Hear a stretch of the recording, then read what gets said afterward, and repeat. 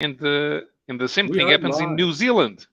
Ah. New Zealand, people don't know, but it's a continent. It's just 80% underwater, and it's Ah. definitely not connected to Australia.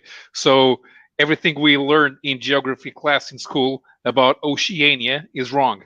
Uh-huh. Well, they didn't even teach Oceania wasn't even a continent or anything when I was in school. Hmm. I only started reading about Oceania 20 years ago or so. All those Pacific islands being their own continent. Well, here's That the thing: so the I the don't. Pacific Islands are not a continent; they're spread Mhm. out.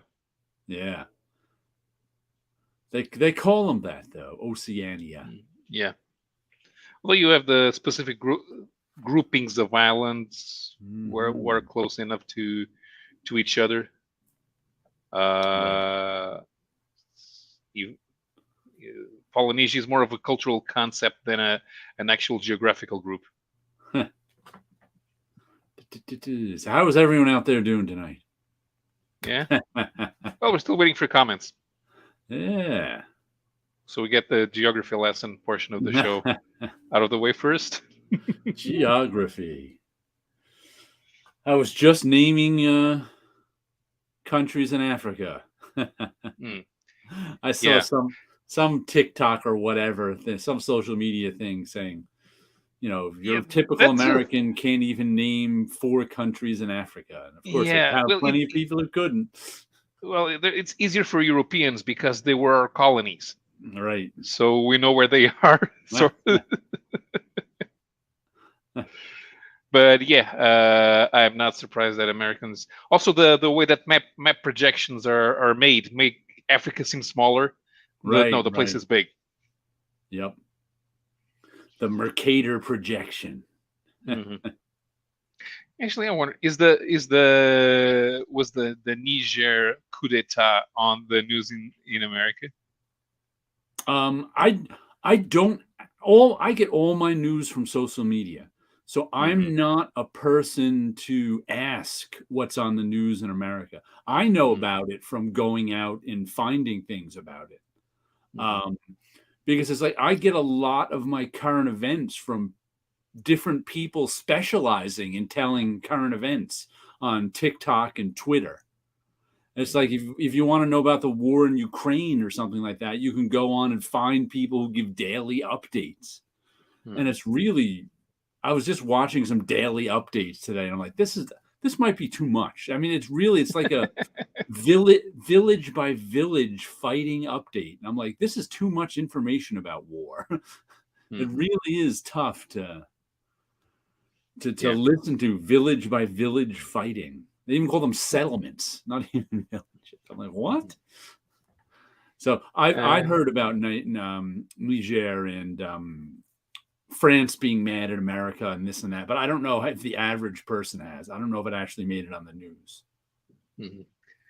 Well, usually we would be helping out the French stamping out the incursion like we usually do in the Central African Republic. Uh, every once in a while, France uh, get has to put out a group of insurgents in the Central African Republic, and the people from NATO who are tested out to help are the Portuguese army. So we're now familiarized with the terrain. Not much local news in my area, but CNN and NBC News, yes, a bit. Hmm. Okay. Good evening, cool kids. Hello, Tit Goblin. Yeah. The Central African Republic as a one of those interesting bits of history that would make a cool Jeopardy question. Uh, because in 1968, this general called Jean Bedel Bokassa named himself Emperor of the Central African Republic and promptly spent 1/3 of the country's GDP on his coronation ceremony. And every as big emperors do. Yeah, and every country refused the invitation to go to the coronation ceremony. Thinking maybe they shouldn't have given up as a colony. I'm glad you got use out of the new gel pens, Jared. Yeah, I was using them a little bit today. I that's we're talk art supplies for a moment. I Hmm. think I showed these off on one of my hauls a few weeks ago. White gel pens. I've never used gel pens before in my life. To me, they were always just something like, first of all, they were invented after my time. It's something like, teenage girls in junior high, draw on their notebooks with. But just recently, I saw a little article on how gel pens are actually archival. They're an archival art supply. So I was like, you know what? And I saw other people working with the white ones and whatever I was watching it. So I said, you know what? I'm going to get myself some white gel pens to add highlights on to draw in white over whatever marker drawing I was doing. So when I was showing off my Dreams of Things 200, that was the first thing I used gel pens on. But they work pretty well. I've always used what is this? Pro White, which you use with a brush, or this is my little thing. This is actually brand new. Pro White. This is white ink they call, but it's really a white gouache. And this is my I've had this since the 90s. My little tub of white gouache, which is an opaque watercolor. Well, these are real handy to use. Good evening, Wilson. Good We're talking evening. gel pens and What's Pro up? White. Oh, excellent. Huh? I'm I going wonder to if be. Huh? I wonder if Richard Ory used that when he colored the Golden Age, the one by James Robinson and Paul Smith, because there are some bits and pieces where there's white highlights Oh, probably on the use Pro color. White then. Yeah, Hmm. that is Pro White is the standard was always the standard in comics before the digital age for doing any kind of corrections. You'd use Pro White. Oh, yeah. Because I'd never seen that effect before. I wasn't used to seeing it, and of course the Golden Age having come out as a prestige format miniseries. That's where they usually take time to do weird coloring effects. Probably shouldn't have colonized in the first place, but unfortunately, that's the history of mankind. Found the only downside that they have is a long dry time for your glossing over them with varnish. Okay. I don't usually gloss over anything with varnish, so I have, but haven't in a while. Mm-hmm. Oh, Wilson's cat is making another visit. Ooh, cat. What are you working on tonight, Wilson? I have some sketch cards that I've been, let's say, sitting on for a while that should have been turned in. So I am basically trying to finish them up and send them out. And we'll leave it at that because I will say who I owe it to. Because it'll be very hypocritical to what I posted on Facebook a couple of days ago. Of artists getting the job done on time? Mm-hmm. Yes, I was on a project and our colorist disappeared. Oh. With somebody who was being tested, said they wanted to do it, and we sent pages in, and it got to the point where we were actually worried if this person is still alive or not because completely disappeared. Just social failed the media. test. And even on social media hasn't like updated anything, so we had no idea if this person was just gone. Yeah. And so scrambling to get to get a replacement, and back and forth kind of a thing. And again, I was upset that particular day, and I happened to say my words were, everybody wants to work in comics until they actually have to get the work done. Mm-hmm. So that and it started not necessarily a debate, but people were talking, and most of them were all freelancers who were like, the main thing is, get it in on time, get it done. I think the main thing is also communication. Oh, yeah. Because we can always move things around. If you're gonna disappear, let somebody know. And get stuff done. If there's enough warning, we can make it where changes are made, and it's the transition would be easier. than That's- scrambling to try to people to do work That's- in the last That's minute. probably somebody who bit off more than they could chew, panicked, and just let it be. Yes.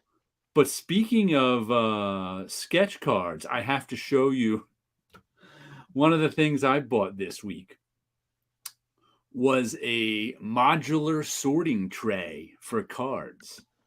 Oh, okay. That sounds interesting. The first thing I did was I decided I wanted to get some Magic the Gathering cards to do something with them. I'm not sure what. Hmm. I really don't need them because I have some lying around that I could do something with. But I was like, you know what? I just want some new ones that I can sort through. And I don't know what kind of art project I'm going to make out of them, but it's going to be something. But they're really cheap. I mean, I got here is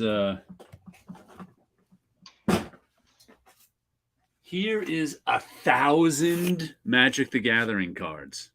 Wow. All commons and uncommons. And to tell you just how worthless most Magic the Gathering cards on, this was $20 shipped. So that's because, you know, the big dealers who deal in Magic the Gathering cards, this is stuff they may as well throw out because they can't sell it but for pennies a card. You know, they want the $100 Magic the Gathering card to sell, not the 1,000 for $20 Magic the Gathering card. But I was like, you know, I'm a nerd. I like sorting things. You know, like sorting, like putting the cards in order, putting the comics in order, doing whatever. So I saw this. Who puts it? Puts it out. BCW.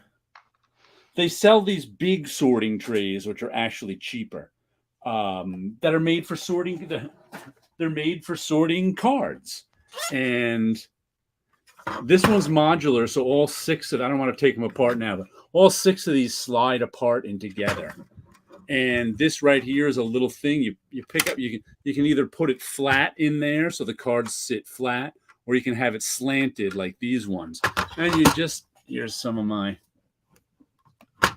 You just sit here and sort your cards by putting them in these 6 slots. That's very cool. So I was like, I got 1,000 cards. I'm just going to sit there and sort them when I need a break from whatever I'm doing. Mm-hmm. That's great for people with OCD. No. Well, at least I don't have OCD, but I like putting things in order, and I like things that help me put things in order.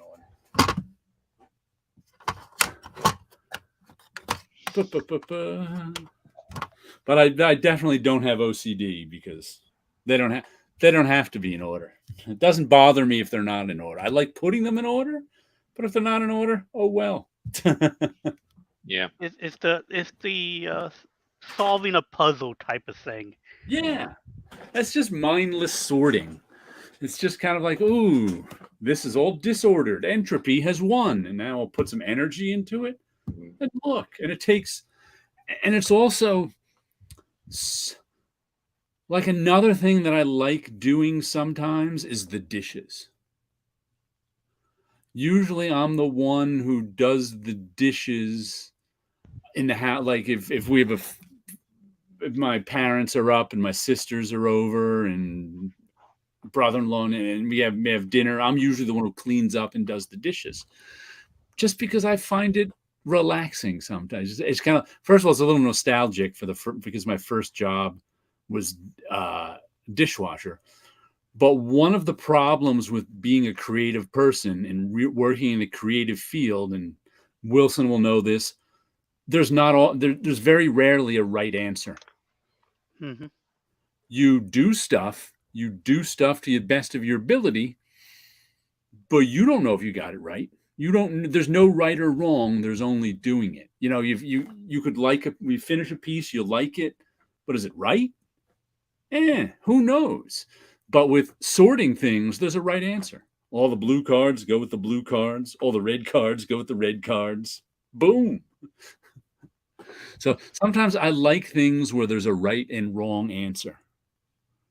Because often I'm dealing with where you're just making decisions. There are no right or wrong answers.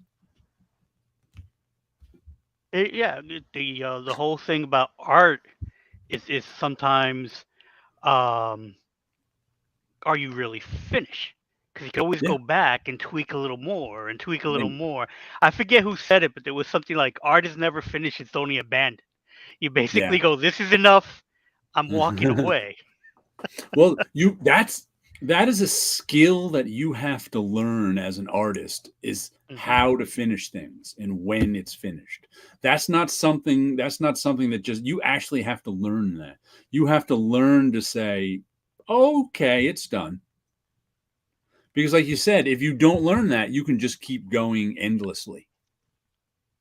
That is actually a skill to be learned. To say, "All Yeah, right, it's done." And it's not something that you can really explain in a right or wrong way. Like, this painting right here. Let me show you one of my one of my Gatsby big paintings. And you can see there's all sorts of colored lines on here and designs and strokes, with a little stroke here and a little stroke over here in the magenta. And what I usually do is I figure out all the basic stuff beforehand in a color sketch. And I do all that stuff. And then at the end, I do all of the little strokes and all the little bits of color. And usually when I put, like, oh, I want a little yellow here, and that then suggests something else, maybe like, oh, then I need a little red over here. Oh, then I need a little blue over here. And then when the things stop obviously suggesting themselves, I have to stop and think and look at it. And then I go, okay, a little purple up here. Then I have to stop and think and look at it. And when I stop and think and look at it, and I can't think of it, the next thing, I go, okay, that's it. It's finished. Is it finished? I think it's finished. And then I usually turn it around for a day and then look at it again and go, is it finished? It's finished. Or else, no, one more stroke of purple there. Now it's finished. But you really have to learn how to finish something. Otherwise, like you said, you'll just keep going on and on and on. It is a exactly. skill. Let's see what people have been saying. Oh, that's the downside of drawing. Yet my students use them. The gel pens. Sometimes I have to wait. They finish using the gel pens to make their notes gorgeous so I can go on with the class. Yeah, that's what I always thought of gel pens. As students use them in class, in their notebooks. And someone said they're archival. I'm like, I'll try that. Jared, maybe I'm definitely not OCD. I can leave things alone. Considered high functioning. Not a bad thing. I just know I'm not. I don't want to make light of people with actual OCD by jokingly saying I have it, because I know I don't. I just like putting things in order sometimes. That martini would make a great cover. Thanks. I'm going to use it in my Gatsby book, but I don't know how yet. I don't know if I'm going to take a nice photo of it, or I kind of have a vision for it, of a photo of like sort of a New York City. I don't know how I'd have to have a photo shoot with this, but I don't even, that's never going to happen. But because figuring out how to present paintings like that, like in print or on the web, is tough, because you have to kind of get the scale of it. But I had this idea of sort of a New York City railroad little apartment, which usually goes along with like the kitchen on the end of the railroad apartment. And it's really only about as wide as the painting. And there's a couple at like a dinner table having dinner in the railroad apartment. It's real 1-point perspective with the painting on the wall behind them. I'd like to do that photo sometime, but I probably never will. But I think that'd be a good way to present paintings as part of an in situ thing in people's lives. Mm-hmm. Did you make it to the comic shop this week, Wilson? I did not. I did not. I have 2 weeks worth of books waiting for me, and then there'll be a third. So when I go on Wednesday, or when I attempt to go on Wednesday, at least I'll have a nice stack of books waiting for me. And I was hoping that I would have a new book to review because I did get a notification a couple of days ago that something I ordered, one of the books that I ordered from Kickstarter, was coming in, but it hasn't shown up yet. So I get the alert, it's on its way, but all it really tells me is they printed a label. Don't know if they actually put it into the mailbox. Speaking of Kickstarter, I finally got my overpriced Gatsby slip-cased hardcover, gilt edges, autographed by Ted Adams. Well, I think I knew this, but forgot it. Ted Adams, who's the writer who adapts the Gatsby here, was also one of the founders of IDW. Really? Yeah. He got. I don't know if he got out. I think he got out when whoever it was just bought it last year or the year before. He may have been out earlier, but he was one of the IDW founders. But it's got one of the splash. It's got this nice. By the way, I also saw something. Maybe it was Liam Sharp on Twitter who said, "Friends don't let friends do Kickstarters with slipcases." Because according to them, the slipcase can really mess you up, manufacturing wise, time wise, and damage wise. Because I guess slipcases get easily damaged somehow, and then you've got a perfectly good book in a damaged slipcase. So you're in trouble. And people want their another book or their money back because their slipcase was damaged. So it's like, oh my God, I guess some people have had really difficult times with slipcases and Kickstarters. But this one's got a couple of some nice illustrations from inside. Here, let me go big for you. Looks like they kind of haloed them too. They're a little grayer on the edges than the inside. And it's got nice gold foil on it, gilt edges. It's got the in there's a ribbon too, but and it also has let me show you the Ted Adams autograph is in there too. Not that I care one whit about autographs, but the part that kills me for this $84 book is it's got the $24.95 price tag on it.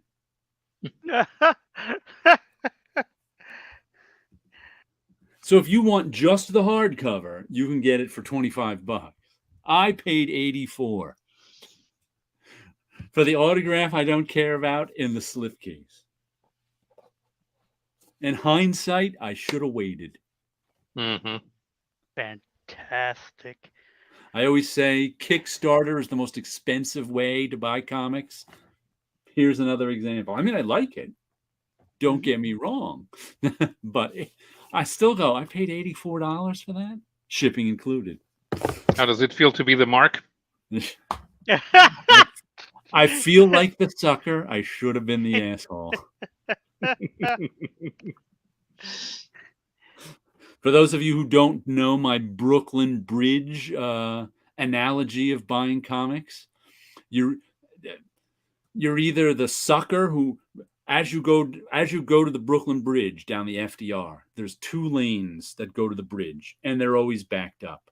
And you're either the sucker who waits in line or the asshole who cuts in front of everybody. Those are your two choices. There's no choice that you'll feel good about yourself.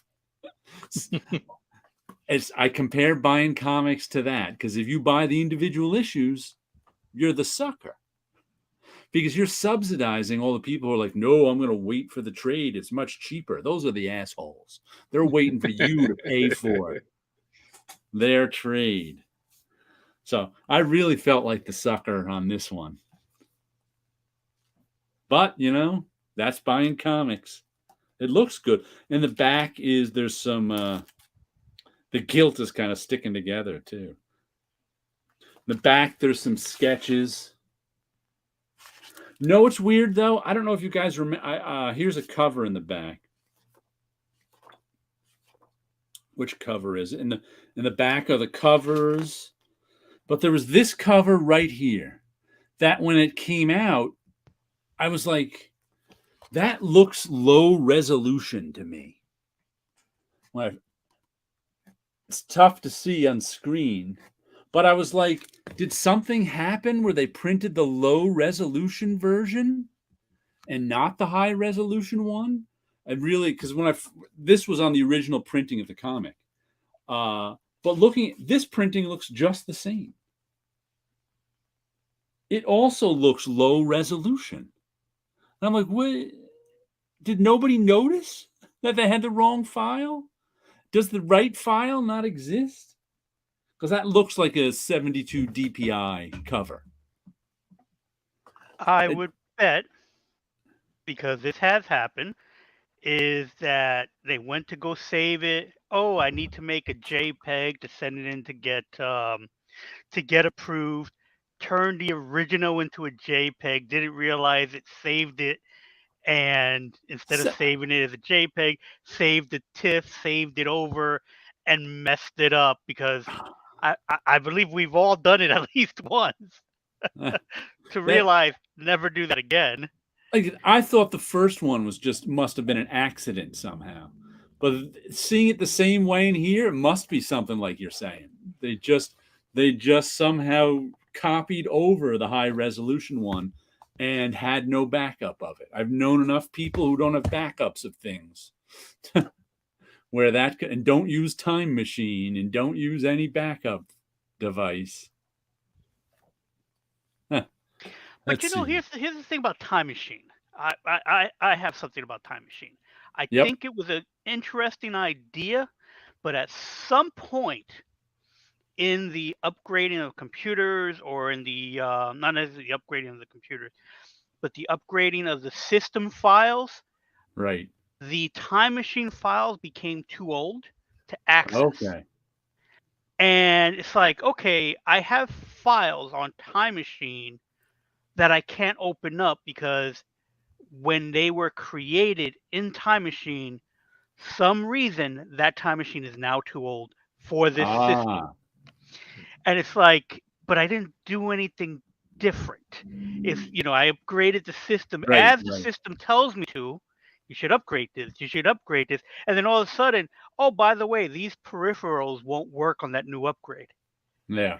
And it gets to the point where it's like, why are we paying into a lot of this stuff only for it to be obsolete? And then, again, the same thing. Every now and then I get told, oh, you should put these up into the cloud. It's like, no, I'm not putting it somewhere else. I'm not, or even worse, I'm not paying a subscription to keep my stuff.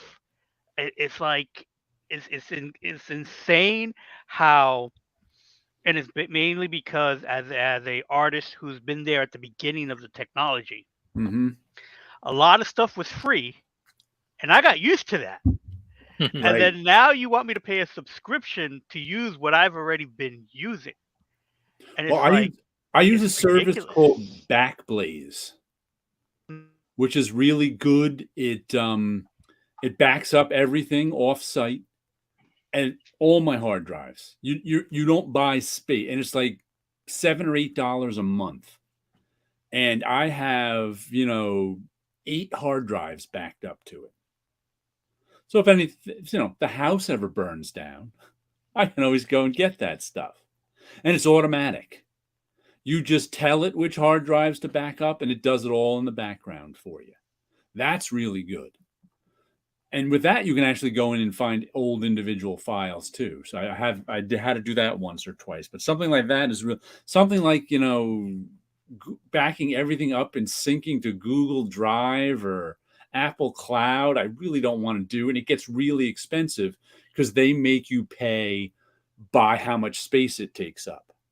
Right. And I got a lot of hard drives. It would Mhm. cost me a Also, lot more than $8 a month. also Google and Apple are very hackable. Okay, yeah. I don't think anyone's hacking Backblaze. No one knows it exists. Well, now we're making it popular, and let me write that down now before I completely forget. And it's spelled the way it sounds. Yep. Backblaze. Backblaze. I've been using them for years.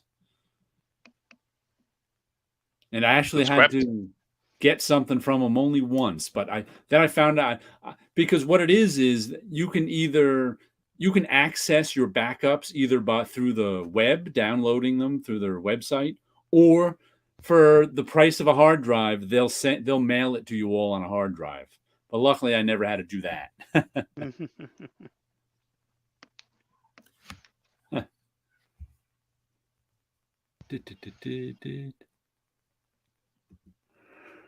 That martini would make a great cover. That's why I was okay with the single comics of Gatsby. Yeah. I've just been on such a Gatsby kick that I've been getting everything. Good evening, Comic Rack. How are you doing tonight? I've been on such a Gatsby kick, I even went for the super overpriced Kickstarter.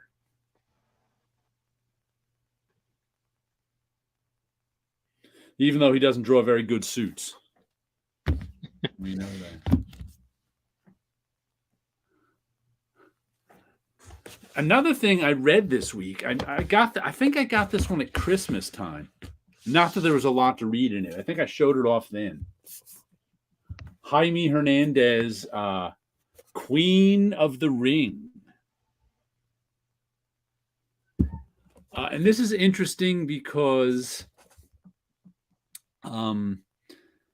this is something that it says, what is here? For the past 40 years, acclaimed graphic novelist and Love and Rockets co-creator Jaime Hernandez has been privately amassing a body of work no one has ever seen until now.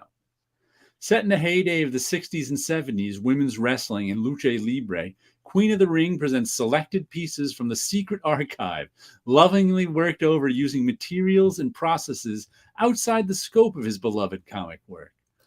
And it's got commentary by him, too, from an interviewer. So he just liked to do drawings. Here's some of the early ones. Drawings of women's wrestling. Now, this is funny because women's wrestling must have been a West Coast thing because I never saw women's wrestling on TV. I was watching wrestling as a kid in the late 70s. And into the early 80s, never saw women's wrestling. And he started doing these whole let me go big again. His like fake magazine covers of women's wrestling. Complete with he'd make up storylines in his head. Most of them are he'd make up storylines in his head.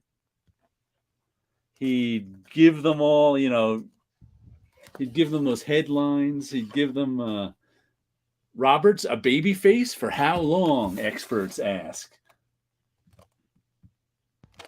He'd draw them wrestling. He'd draw them posing. And they've all got this late 60s, early 70s aesthetic. Mm-hmm. So most of the writing in it was taken from an interview of him talking about it. And they're just little snippets of, let me see if I can find one. So like I said, there wasn't a ton to read in here. When the 70s came in, the styles changed. A lot of women would have long, straight, natural hair. Some of them still kept the old style, big hair, like say in the South. I just loved the contrast. These are women that go to the hairdresser and then they go wrestle. When I was first watching women's wrestling, there was a match where one of the women got the other in a headlock and started mussing up her hair. And the announcer, Dick Lane, goes, "Oh no, she just spent 3 hours at the beauty parlor." So the fans hated that wrestler because she was vain. It's just perfect. The magic of the world of wrestling that exists nowhere else. So it's really interesting to see. Like, have you guys ever seen women's wrestling on TV? I know that in the wrestling heyday, there was something called Glow, Oh yeah, Gorgeous Ladies that was of the Wrestling, '80s. but that was in the 80s. So I didn't know anything. Well, Yeah, I didn't know really anything wrestling before then. Um, I wasn't a huge wrestling fan. That was more my right. brother's thing. I was aware of it because you couldn't escape Hulkamania. That was everywhere. And there was cartoons and whatnot, so it was on Saturday morning. But so I was aware of it to a certain extent. And occasionally there would be women wrestlers would pop up because I know that they were some in the 70s Mm-hmm. that had appeared during the Hulkamania or the Ah, WrestleMania time period. They had some famous women wrestlers there. And so I was kind of aware of it, but it wasn't like on my radar mostly, yeah. and then like I said, Glow was something that kind of came from that as a sub The Fabulous sport. Moolah. There was one of the There you names I go. knew from That one wrestling. that was the one who Occasionally I was they'd talking about. I couldn't throw a remember her woman's name. match or mention Fabulous Moolah. Men's wrestling was big in the '80s, but women were maybe an undercard at best. Yeah, I don't remember seeing them at all. It's kind of like Yeah, Hernandez draws so well. in the last few years, WWE has been pushing the divas, but I don't know if people like it or not. Yeah, I know I see them on Twitter because I guess I've had some people who are wrestling fans on Twitter. So I see, China in the '90s, right? Mhm. She showed up in the Right. WWF, but this is like Yeah, the women's league of whatever the yeah. When I watched more in the 1990s, Miss Elizabeth was around, but right she was not a manager. Randy Savage's manager. But I think I saw some pictures of her wrestling earlier in her career, so I don't know. Yeah, you know what's funny about these? They mentioned the tools he drew them with, which I think he drew the cover differently. He drew all of these with a Flair pen, which is one of these writing pens, one of these markers that says, I have them because I like writing with them. But they're Papermate Flair pens, which have been around forever. Single weight. And then he colored them with colored pencils, which is not anything he used with his wrist. So it's interesting that he did them with Flair pens and colored pencils, just for himself, which is odd because the front cover and back cover were not done with Flair pen. I can tell just by looking at it, this is his usual Croquill pen because he's got thicks to thins, especially in the hair technique, which he doesn't have on the inside. So it's like he drew all these with Flair pen, but the cover had to be more professional than that. I found that amusing. Did they say what time period he was working on that?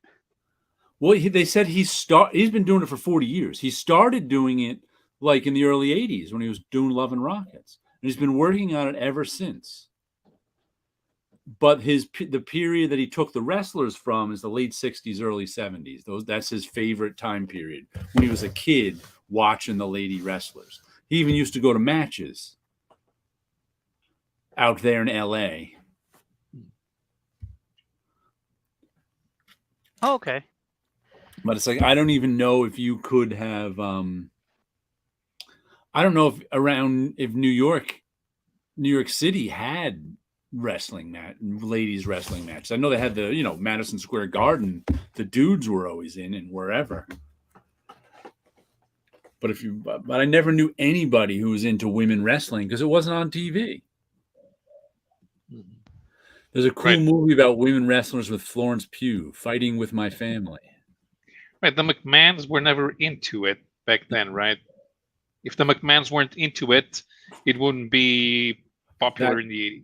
That's right, because the Northeast was the McMahon's territory. Right.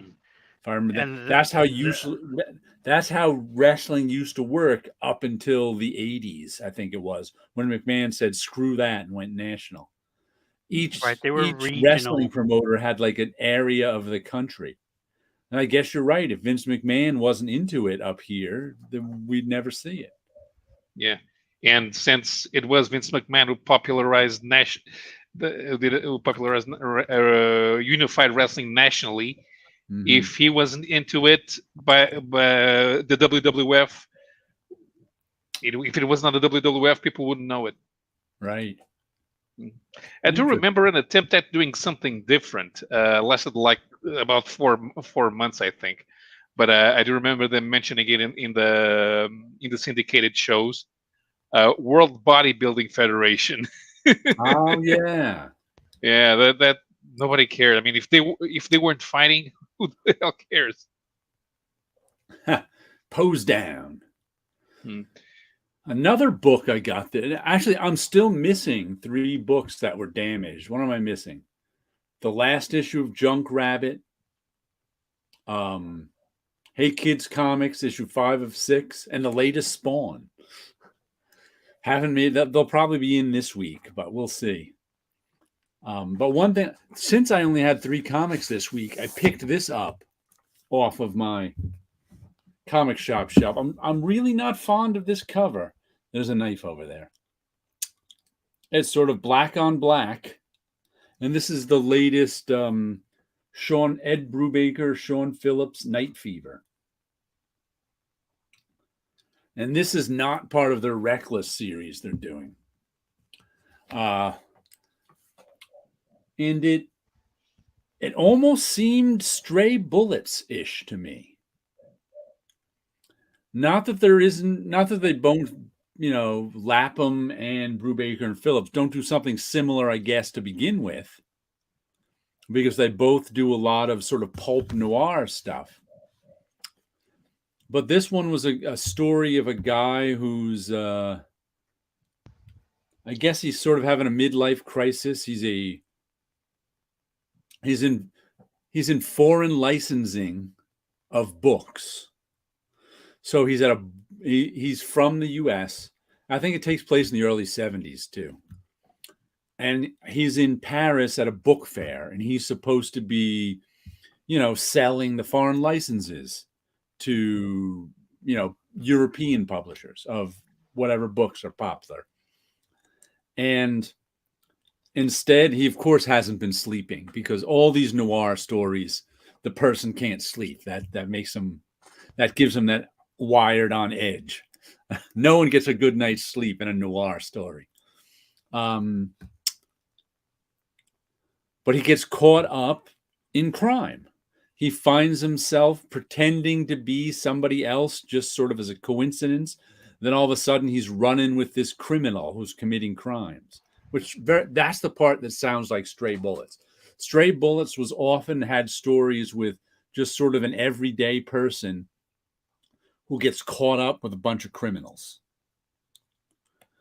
And there was sort of some of that going on. I mean, that's kind of what it felt like. And I got to say, it wasn't I have to read it. It wasn't my favorite of the Brubaker Phillips stuff, but it's always good.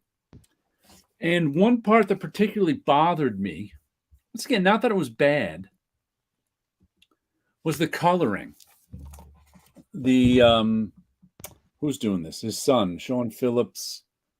I can't remember his son's last. Is doing the coloring, and he's generally pretty good. But there was just a lot of pinks and purples, and he was going for sort of this, and a lot of pages with reds and oranges. He was going for sort of this warm, cool thing that just didn't work for me. Once again, I'm not going to say it's bad. There's some more purples since it's nighttime.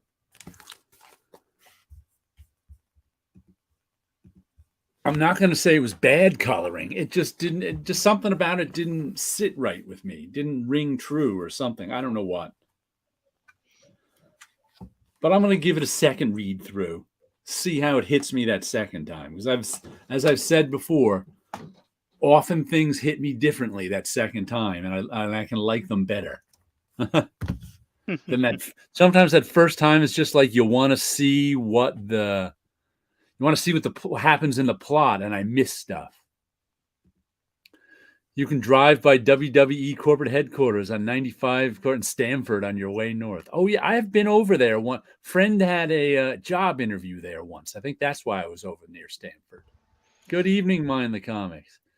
Huge Gaudy neon sign on the building. You can't miss it. I don't remember that. It was the 90s when I was there. I don't remember a sign. But jumping back and forth on Makey Dinner. Did you like it, Jared? Better than I thought it was a little worse than Reckless, but that doesn't mean it's bad in any way.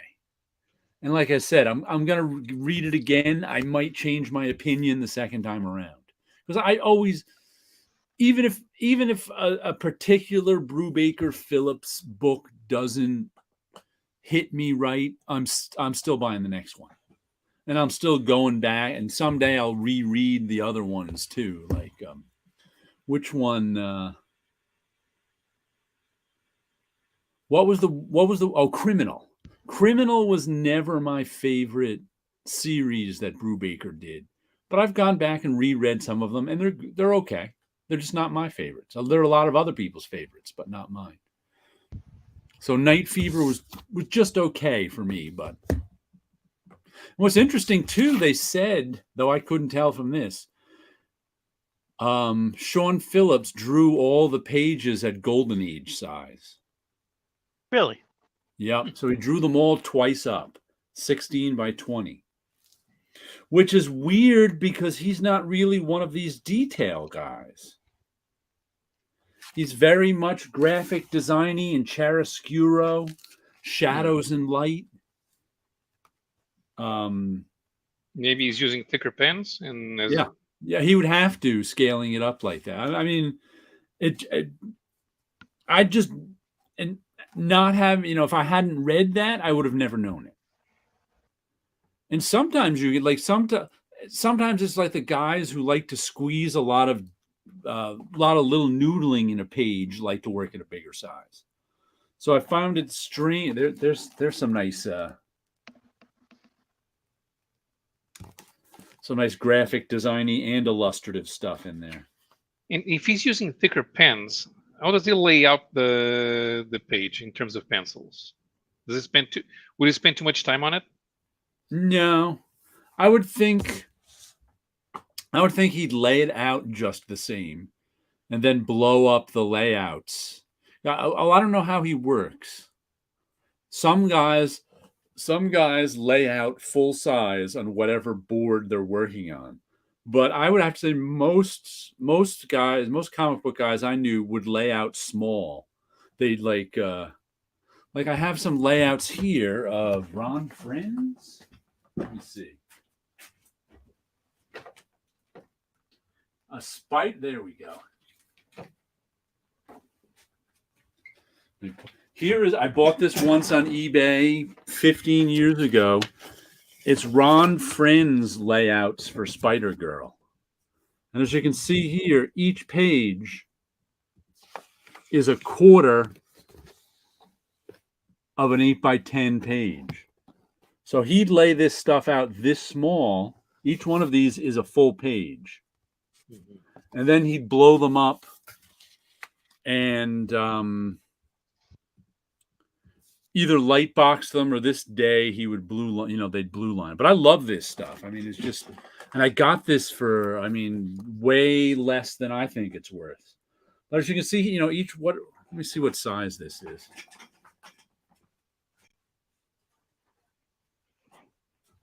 He lays out each page, and he does a lot of details in his layouts. What is this? 3 1/4 by 4 3/4 inches, or we'll give, since Paulo's European, we'll give him centimeters. 8 centimeters by 11 centimeters. Mm-hmm. So really small. So he can still do his layouts really small and then blow them up to 16 by 20. But I don't know if that's how he works. Yeah, that's smaller than a digest comic magazine. It would be the size of a crossword pocketbook. Yeah, really, whoops, not big at all. So it all depends on his. Won't go back into the mylar. It all depends on Sean Phillips' process, which I'm not sure.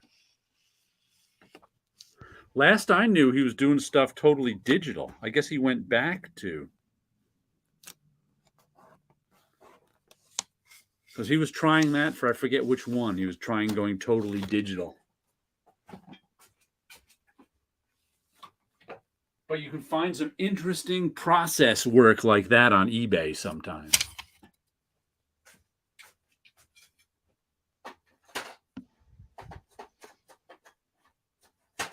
Which is not particularly expensive.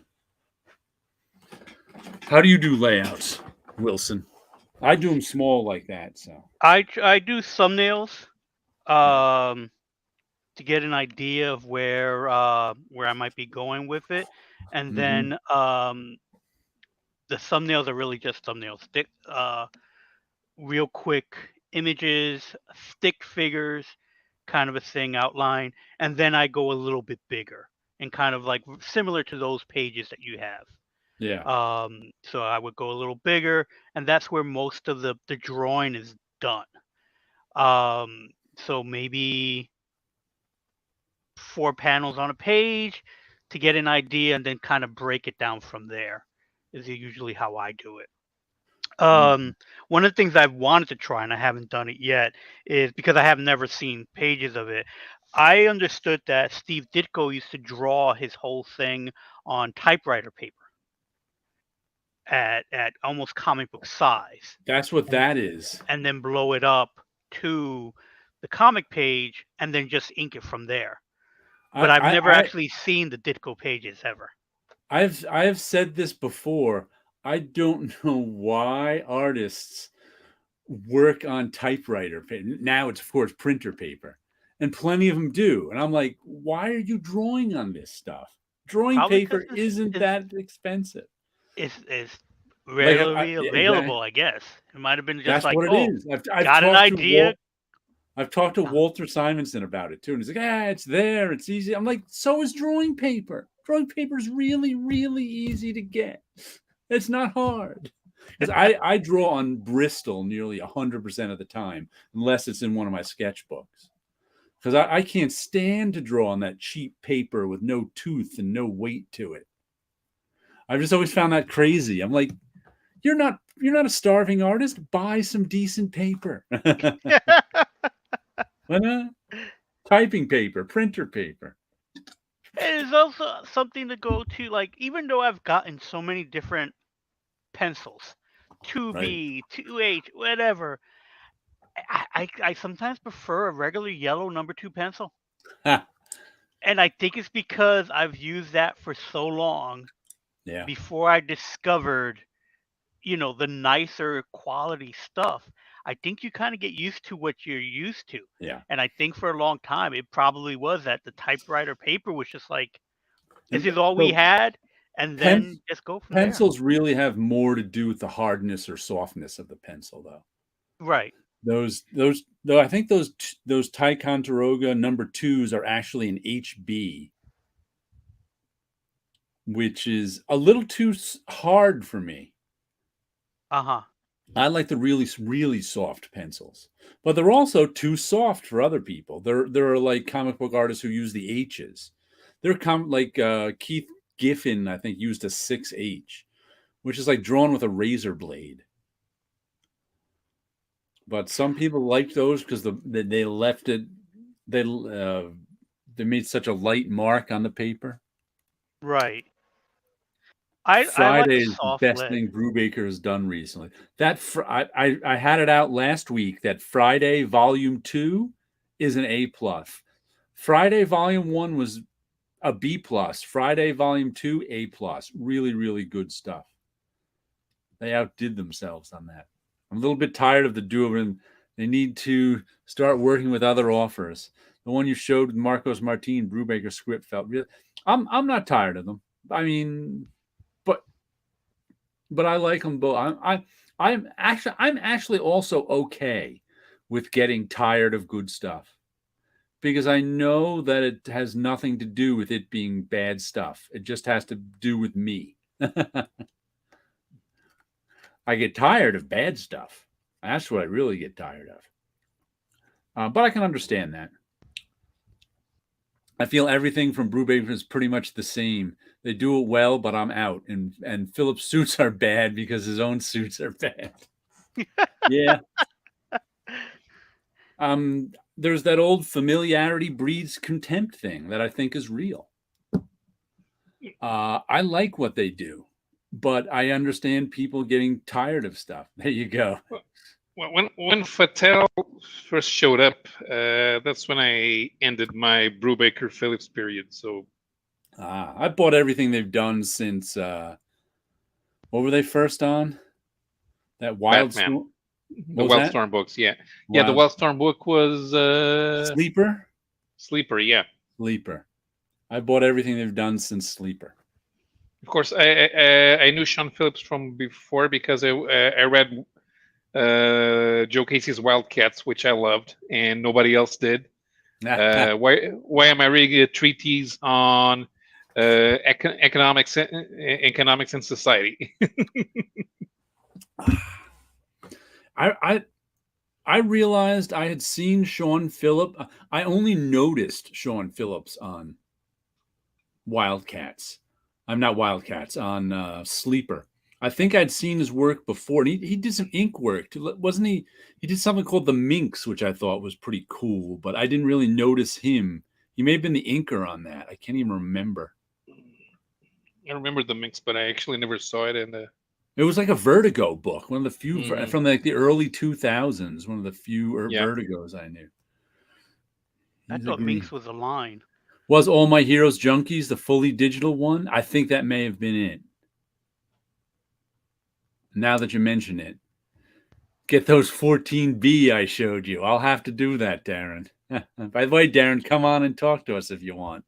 I sent you a link. 14B. But yeah, I'm okay with Brubaker and Phillips doing noir stuff if that's what they want to do. I mean, I actually preferred their monthly comics because I think there was more chance that they could go into weird places than in a graphic novel, which they've got from the beginning to end all done, the story in mind first, and I don't think it goes to many weird places. You probably get less tired of Brubaker Phillips if you wait until the book's collected so you can buy it. Because if you've been buying Brubaker Phillips for years, every month, yeah, it does get tiring. But if you wait 6 months to a year until the next one, sure. Well, that's how they've been coming out. They've been doing all these reckless ones, not in individual issues. Yeah, but so then again, they should be tiring. Right. They haven't put out an individual issue since their last series ended. Well, Criminal? They revived Criminal. I think that was the last thing they did. And since then, they put out 5 Reckless books. And now Night Fever. Because they got tired of doing Reckless. They're like, we want something different. So they can get tired of doing it. But it's rare that you have a team working like that in American comics. Yeah, it is. It is. But I actually I realized in the 90s that I was going to get tired of stuff. And I just had to realize it was not because of the stuff. It was because of me. I'm a human being and we get tired of stuff. Because I used to get, if it wasn't for the fact that I had Usagi Yojimbo on my pull list, I probably wouldn't have been buying it in the 90s. In terms of I never saw it on the shelf. And I used to get tired of it. I would be reading a bunch of my other comics and I'd go, do I want to read Usagi? I don't feel like reading Usagi now. And the way I read Usagi in the 90s, or for maybe 5 years in the 90s, was I wouldn't read it for 4 or 5 issues because I was just tired of it. And then I'd go, I may as well read Usagi now. And I'd be so into it because it's so freaking good. And I'd be like, why was I tired of Usagi Yojimbo? That was just freaking the best read I've had in months. And then the next issue would come out, and I'd let it sit there for a little, and then another 4 or 5, and I'd go, I'm kind of tired of Usagi. And that pattern played itself out for, I don't know, 5 years before I started reading it month to month again. But I always bought them. But I was like, you know what? I would have stopped reading Usagi Yojimbo because I would have gone, I'm tired of it. I don't want to get it anymore. But it was still great. And it was still a great read when I actually sat down and read it. So that's why I know me getting tired of something isn't necessarily about it. It's about me. Won't be able to jump on live for a few weeks, but I will join in the chat when I can. Okay. Not the only one, Paulo. I do like Casey Wildcats and also Lobdell run with hold on. Oh, how do you say his name again? Charret. Charret? What is it? Charret, yeah. Is it Charret? Yeah. Okay. I thought it was even wilder than that. I can't remember. No. Charret. Travis Charret. Yeah, well, the Lobdell stories didn't really go anywhere. I think he had a plan, and I think Joe Casey kind of stuck to it as close as possible. The way they got rid of Marlowe made sense at the time. The problem with Charest is that he was drawing whatever he wanted, and there's an issue where you can tell that what happens in page 20 was not what's happening in page 15. I think I once had an argument on Twitter with the guy who shared studios with Travis. It was another of the Wildstorm guys. I can't remember his name. And I mentioned that at the time he was going a bit lazy, taking too long to do the comics. There was a few months when that it took between issues 2 and 3, and issue number 4 had a fill-in artist, which those are fighting words. Yeah, but the thing is, here's the thing. He mentioned he was always getting called up by Wildstorm to do covers and promo material, which I get. But that was before. That was still in the pre-DC days. Okay. When he was working on Wildcats V1, it's true that happened. He was always getting, but Charest is French Canadian. Yeah, French Canadian. But by the time we got to V2, he was no longer Wildstorm's Golden Boy.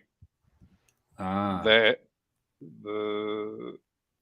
was the Authority guy, Brian Hitch. So if he could have done something faster, I guess. He could have worked faster. Maybe he couldn't keep a monthly schedule, but we would be willing. Ooh, that's fighting words. Yeah. Lobdell run was just an intro. Casey made it strong. Yeah.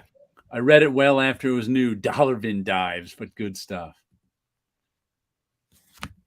Yeah, I was torn when Lobdell and Charest were doing things because I can't stand Lobdell's writing. It just was one of those writers I'm like, I don't want to read this.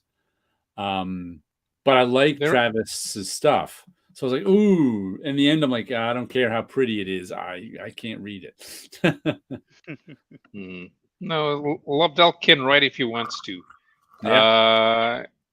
I haven't read a ton of his stuff. Just everything I've read of his, I've just been like, ooh. Look, the Cyclops and Phoenix miniseries is good. Okay. The one that where they with Gene Hart, where they go into the future and raise Cable as a kid. That story is written well. The pacing's great. The dialogues are good. The future language that he comes up with is more than acceptable for a Marvel comic. So yeah, he can if he puts his mind to it, and probably if he's not busy trying to co-plot 2 X-Men books per month with Bob Harris.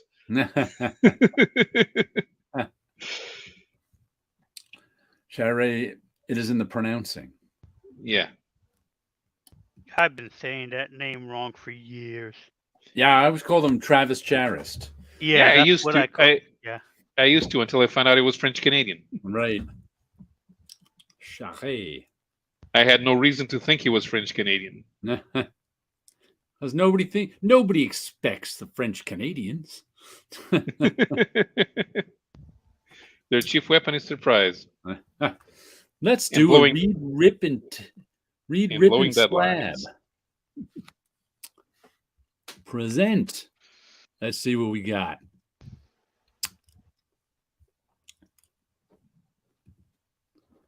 We are going to Marvel 1998, August.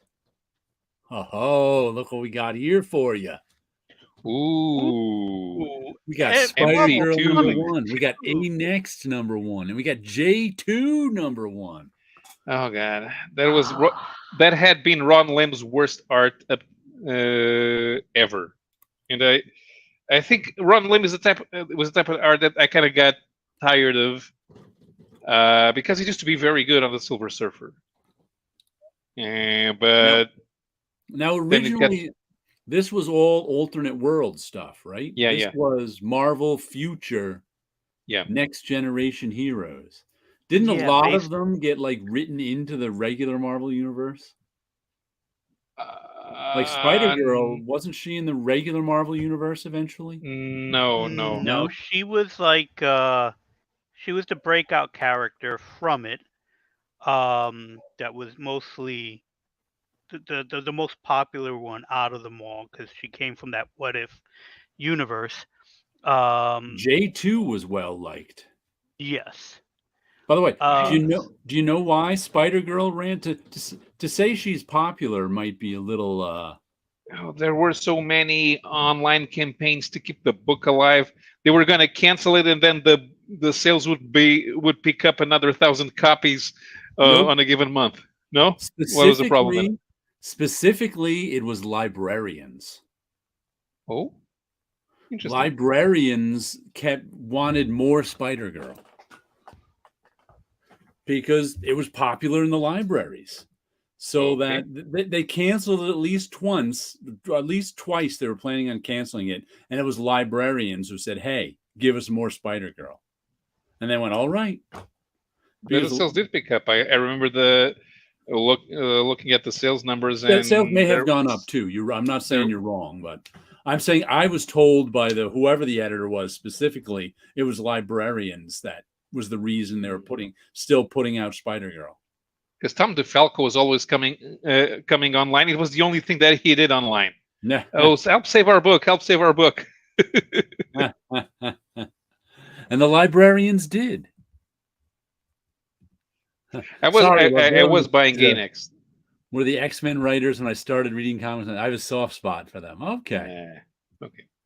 I like the Ron Lim on Cyforce.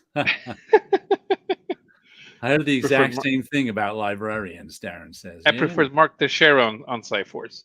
It was the series that wouldn't die. I believe Spider-Girl is an entry point for many girls reading comics in the late 90s. Yeah, I think that's why librarians like it. Jesus, that's one of the most difficult appearances yet. Burn them all. Nope. You do not burn them all. That is not playing the game. I will slap Spider-Girl because she has earned it. I don't know if I can look at that cover. No, it's not a great cover. But yeah, J2 is a better cover because A-Next is just so busy that it's really hard to see what's going on with it. Especially because they put a few well-known characters as future versions of themselves just to see if people picked up the book, and then they never appear again in the comic. Lots of first appearances in that A Next #1. Oh yeah, yeah. Yeah, key issue. Pick it up right now. Okay, so I'm slabbing Spider-Girl. I'm going to read J2. I read them all already, but I'll read J2. And I think I'm going to rip A next because of so many characters on that cover. Well, I liked A Next. It was to me it was a fun book, and it had a lot of characters. In the way they homaged the originals worked. It was like being a sort of Earth B, if you were using DC terms and thinking of the Inferior Five. I saw them like the Legion of Superhero. This is the possible future of Marvel. Yeah, and it's not too bad. It's not the terrible future that we always end up seeing what the comic book futures are going to be. So I think that's why that was By the way, fun read for me. This is some real late 90s, some real 1990s computer coloring there. The amount of pin lights that are on that cover. Oh yeah. Woo. I like the grunge look for J2 because he's got quite a few pin lights on him. Yep. I'm gonna read Spider-Girl because now I would be able to commit to it and slab A next and rip J2. I just had when I saw the previews for J2, man, this is Ron Lim's worst art ever. No. I am gonna slab J2. I am going to read A next. Nah. I want to rip A next and read Spider-Girl. I think Spider-Girl is a better read. I don't know why I think that, but I think that.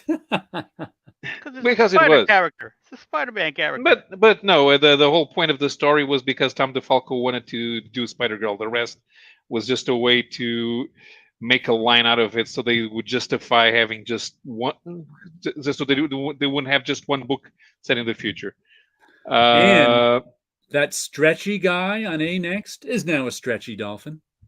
There's no stretchy guy there. That's Jubilee's overcoat. Well, the dolphin's now wearing an overcoat. There you go. and I will, and the same for me. I will dolphin future Jubilee. And the flamingos are going to be in the Spider-Girl background, checking out her butt. One on each side.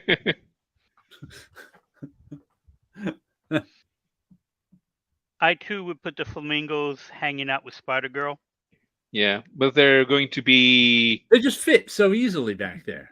They're going to be they're going to be disinterested. Yeah. I will put them in the background, but they will be disinterested. Mine will be checking out her butt, so maybe a little side eye. And my dolphin is going to replace the Spider-Girl logo, so it just curves above her as if it was jumping over her. Yeah, that's how I would do that one. Yeah, why is there a dolphin logo in a Spider comic? Because it'll increase sales, I tell you. Cover-wise with the Spider-Girl with the foggy at least background. In France. Yeah, they were using opacity and they were using highlights. If you look at, for those of you who don't know, a pin light is what they call it in photography when you need a real highlight on something. They have to get a special light called a pin light and focus it right on the area where they want the highlight. And you would usually use like one pin light in a photo. If you're doing like a commercial photo shoot where you had to have a really shiny bottle of Coca-Cola, you'd maybe put one pin light on it if it called for them. All of these like highlights that they've got in all over that A next cover, each one of those, in order for it to be in any way real, would have to be a pin light. So there'd be like 40 pin lights aimed at them on this cover. But that's what editors liked when computer coloring first started. The special effect that was kind of easiest to do and that editors liked was a lens flare or a lens flare. Those were the lens two. That's why during that era, from like 1995 to 1999, you would see stuff colored like that, with just like pin light. Every single muscle had its own little pin light on it. And And the it was lens kinda flare was crazy. definitely abused. What was Lens that? flare was abused. Oh, If yeah, you and knew how lens to use flare. it right, lightning was abused. I still have some of my covers that I did with early computer coloring. I have a Thor cover that I did when he was in that Mike Diodato design costume where he was basically this barbarian in leather. I did a cover for Comics Journal or Comics Buyer's Guide, and I colored a cover, and it is just full of lens flares and a lightning effect and a concrete effect on Thor's hammer. Oh, it is gaudy and awful. It's just a wonderful We knew ugly what the cover. editors wanted. But that's what they wanted. It was used for, like I said, it was used for a cover that was needed right away, and so it came through the promotional department, and that's why I ended up coloring it because the colors weren't ready yet. Ah. Well, here we go. Read Avengers, and he meant Slab Spider-Girl. He's going to read Avengers, Slab Spider-Girl, rip J2, Dolphin J2 boots. And Flamingo's being smashed by J2. Boy, he's putting all that stuff on J2 and then ripping it up. Matter of fact, all the covers are similar crap. Oh, yeah. Let's see. Slab J2, read Spider-Girl with my daughter, and rip A next. Put two flamingos under Spider-Girl's armpits, Lacajo Faux style. Fajo Follies. Lens flare equals Matarara and Jim Lee. Yeah. It's like using bold, underline, and italics together in Microsoft Word. Yeah. And Comic Sans. And Comic Sans. Papyrus.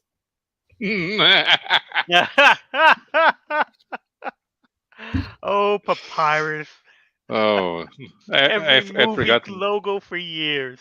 I had forgotten Papyrus. I haven't. It still haunts me to this day. Every now and then you'll see a cover. And who drew that Spider-Man cover? Pat Olive?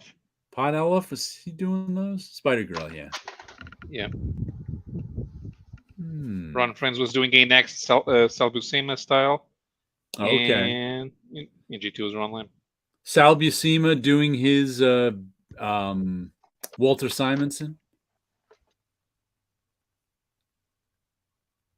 No. Because when Walter Simonson's Thor got popular, Sal Buscema said,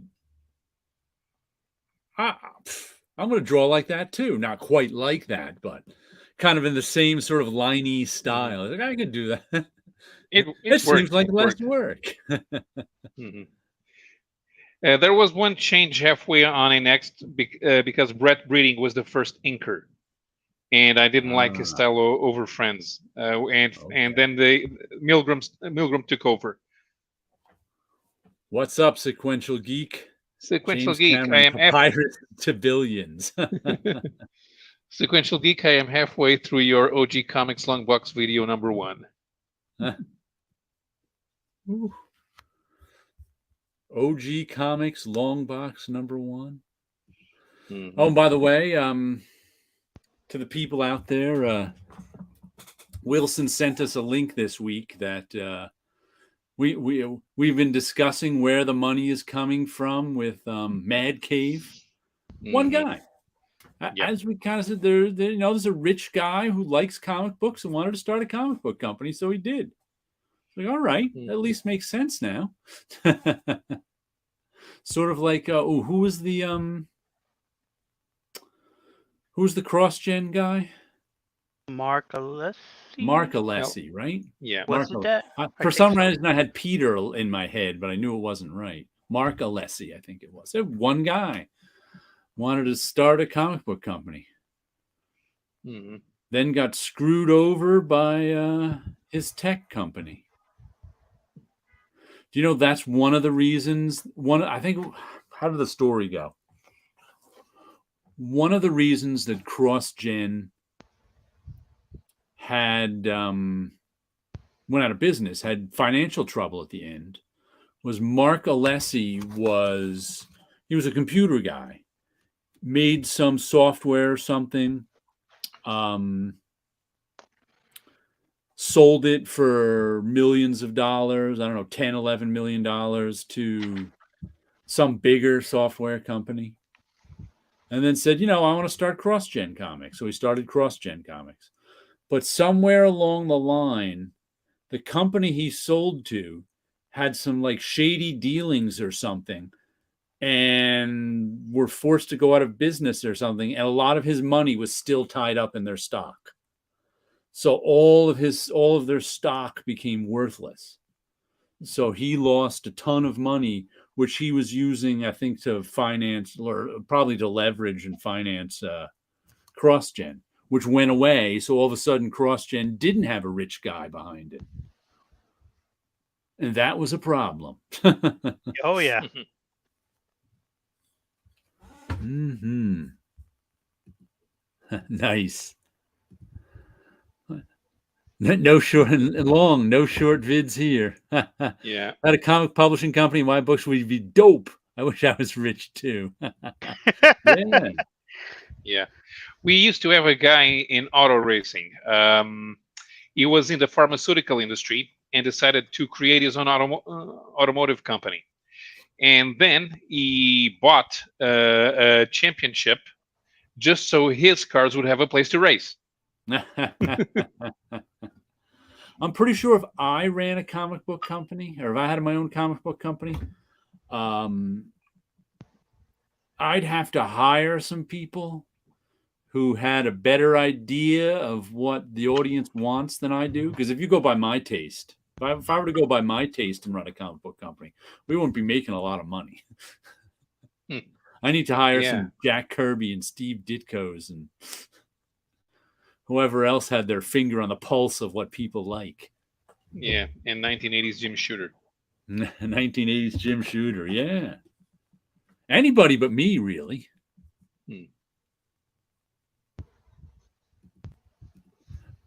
CrossGen had very decent titles. Route 66 was my favorite.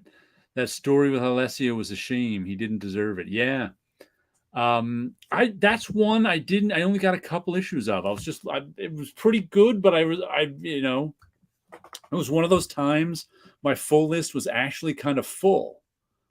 So I couldn't put Route 66 on it, even though I thought, I can't remember how many issues of it I got. At least I don't think I got that many. But I was just looking at that one. Every now and then I look on eBay to see how much CrossGen. I'm like, because there's some I'd like to buy. The whole, it's like I have all of Meridian, I have all of Negation, I have all of Scion. Those are the ones I bought, plus a couple others. All of Ruse. But it's like I didn't get Mystic, I didn't get the First, and I didn't get Sigil. I was like, I should get those. And for like 15 years, I've always gone, I should get those. But I never have. Now Marvel is coming out with a Sigil omnibus. I was like, whoa. Oh, so they're finally printing books? Yeah, Marvel's finally doing something with that cross. I don't know why they picked Sigil. It was probably the only one they had all the files for easily. Yeah, could be. Let's hope it's not Marvel Phase 7. A Joshua Middleton interview. He started how the CrossGen offices were in a strip mall with ceiling tiles. He said it was pretty depressing. Well, Florida in general, I've always found a little depressing. So, deserve. What did you guys think of CrossGen Studios' 9 to 5 hours business model? Hey, I thought I thought they made some good comics. I thought it was a good idea, treat the, but I know like, Sergio Carrillo didn't like it because he worked too fast.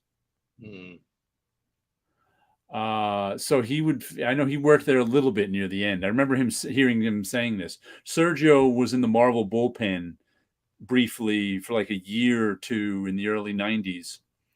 And then he went on to he had to get work at DC. Marvel wasn't giving him work, but he's been drawn all these years, and he worked. He's not a big name, but he's been drawn all these years. And I think he worked for CrossGen, but he could finish a page in like half a day because that's his style. So I was like, what do I Didn't do he with the come rest of in? my day? Didn't it come in through Diodato Studio? No, he came. He's from Brazil, Yeah, right? He's from Brazil. Wizard Brazil did a piece on him. I think he may have been a Kubert School guy. Yes, he was. He was a Kubert School guy because he says he loves Joe Kubert and always posting that. So he came into Marvel through the Kubert School. And then he left Marvel, and I think he got a little work from DC. He's been doing work all over the place since the early '90s. But I don't think, like, one of the main things I know he did was he did the Lone Ranger for, I think, IDW in the early 2000s. Yeah. I used to buy that. Yeah, that was a good book. He did a nice job on that. But he was never, and I know he did work for CrossGen near the end of CrossGen. Did they still have? Did they still have the office hours back then? Because I thought they got rid of it pretty quickly. No, I think that because he's the one I know who said he didn't like them because he could do more than a page. And he's also done. He's a religious guy, Christian, and he does stuff like the Action Bible, and he's done other sort of religious comic books.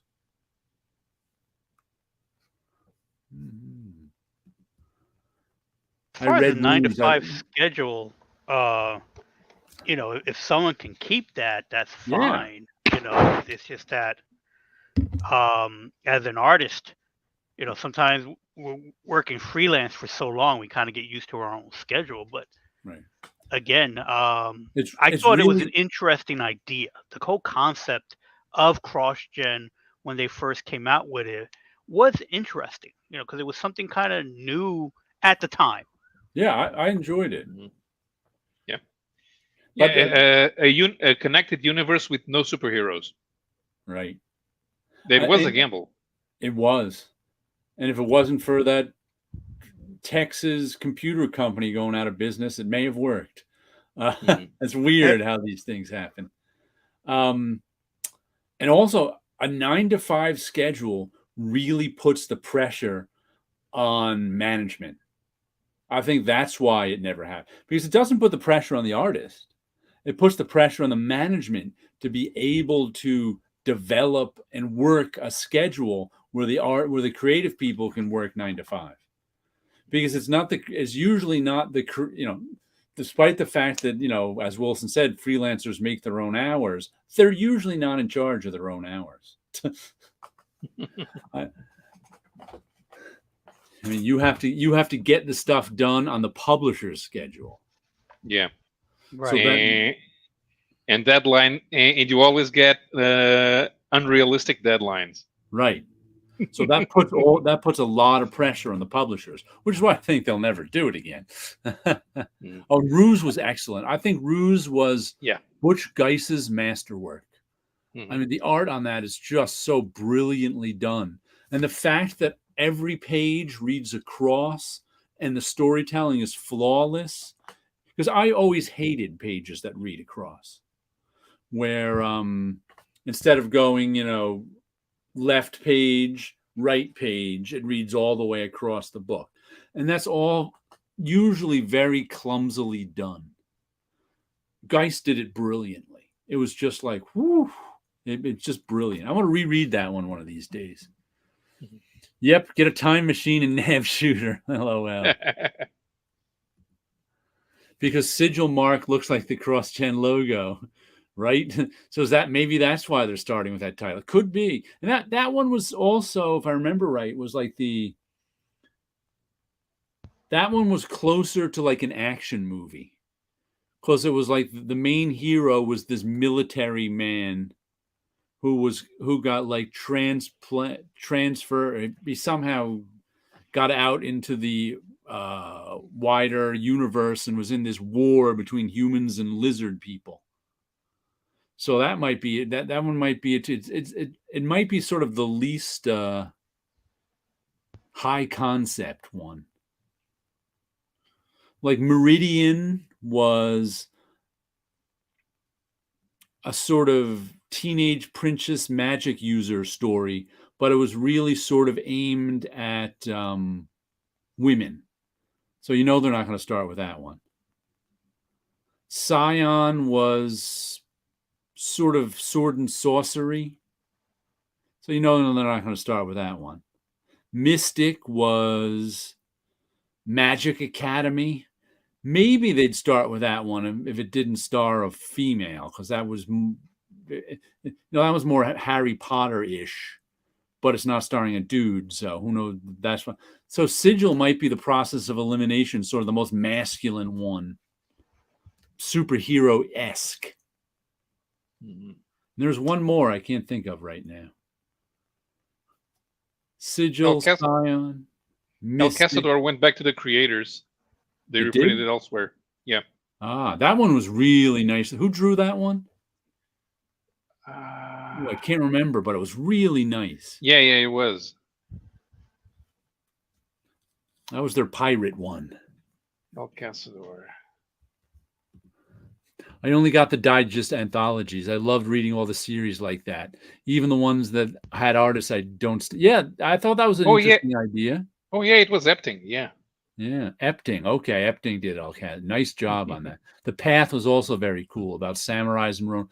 I remember that. I only got an issue or two just because I just wasn't that big a Bart Sears fan. That's why I didn't stick with The Path. Here, Ripoff Press is for sale. I have not heard that. We'll pool our money and buy it. They had early internet animation. Yes, right. CrossGen also early had a lifetime subscription to their digital archive. I believe Marvel has an omnibus Ruse ready for an price, but I'm ready for an. Though I don't know if I'd want to read Ruse in an omnibus. Because those pages have to open up flat. It would have to be a really well-bound omnibus that would open all the way flat. And I don't know if Marvel can do that. So I would like to see that. If one of the best flat opening omnibuses I ever saw was the first printing of the Madman omnibus by Dark Horse. I don't have mine anymore. Ended up selling it a few years ago, but it was beautiful. I mean, the binding was so good, it would open up and lay flat perfectly, even though it was an omnibus that thick. I don't think Marvel omnibuses do that. So I'd be wary of a Ruse Marvel omnibus. But yeah, now I actually don't think an overpriced Ruse omnibus will be as overpriced as my Kickstarter Great Gatsby. I could probably get the Ruse omnibus for cheaper than $84. Elsa Dominelli, I did a quick search and found that an article from Underground Comics creator Ted Richards died of lung cancer.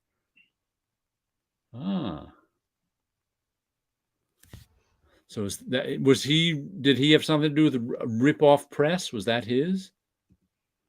Richard was a member of the Air Pirates.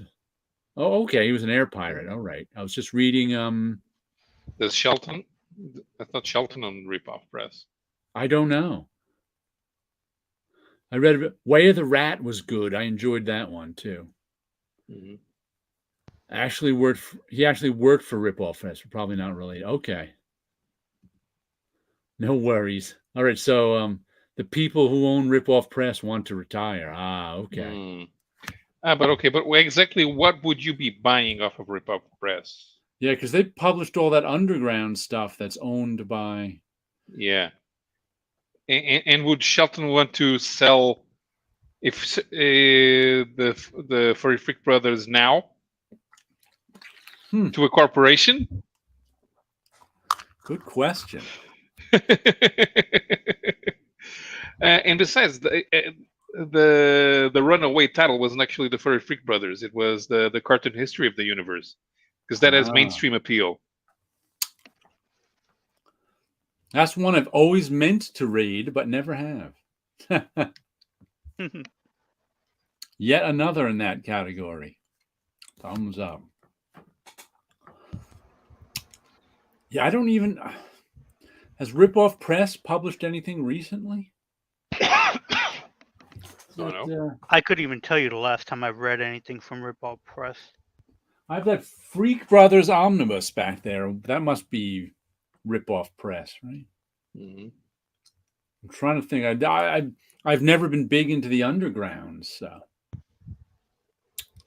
Yeah, trying to be into the undergrounds doesn't make that much sense. You can try stuff, and you'll find stuff that you like, but you don't have to be into things just because they're the underground.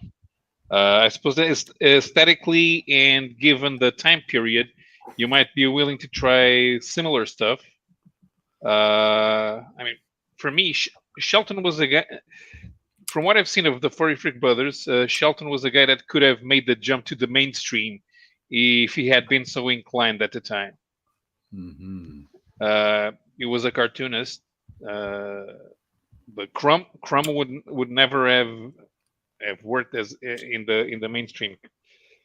I'm not that big a fan of. I recognize Crumb's influence, but I'm not that big a fan. I prefer Shelton from that time. I would take Crumb over Shelton, only because I only made it halfway through that Fabulous Furry Freak Brothers because I couldn't take any more pot jokes. It kind of got repetitive. Right. Okay. And Crumb really won me over with his Book of Genesis.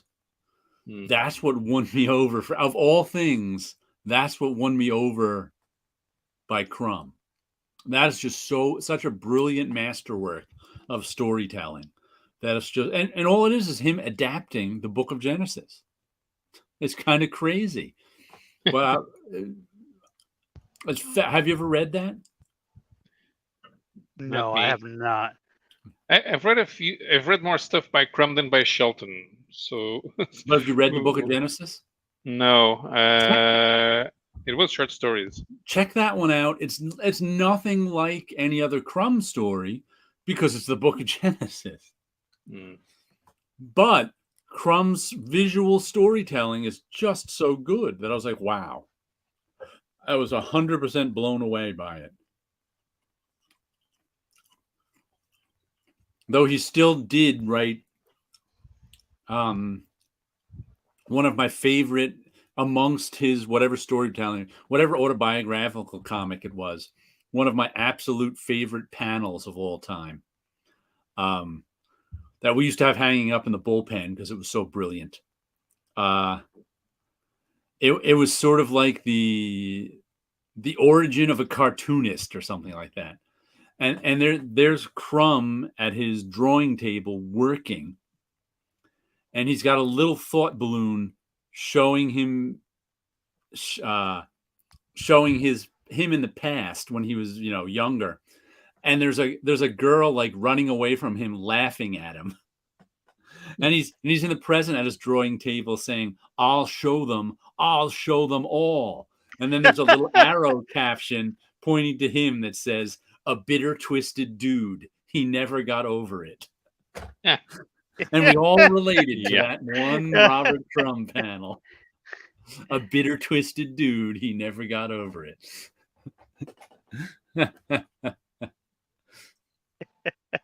So that one panel makes me love Crumb too.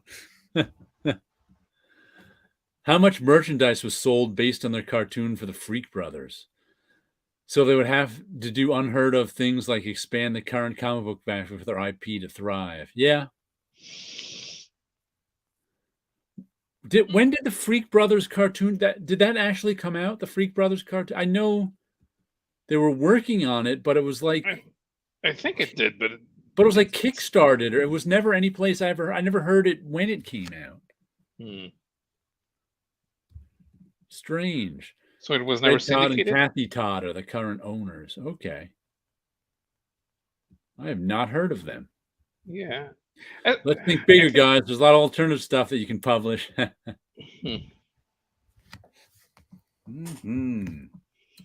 Sure. Publish more of Carla Speed McNeil's Finder. That's the first thing I do, just because I want to see it. Jay Katz's First Kingdom's already been published. What has? Yeah, Jay Katz's First Kingdom. First King. That's right. Yeah. I don't know if I'd want to reprint that. That one's a tough read. Yeah, it is. Which is why I have a hard time getting past page 3. Yeah. You and everybody else. I finally figured out a way to read it, but I only got like 3 issues in before I kind of just stopped. But I'll One do page it. a day. No, not even 1 page a day. What I would do, I got the digital version of it, and I wouldn't even look at it page to page. I'd blow up each panel, and I'd read one Okay. panel, one panel, one panel, and stop when I was tired. It actually read pretty well like that because it's just an overwhelming a lot of information in that stuff going on. And the visual stuff is cool, but you really got to blow it up to see it. And that's what's cool too. Would anyone be interested in republishing star-studded comics? What? Star-studded.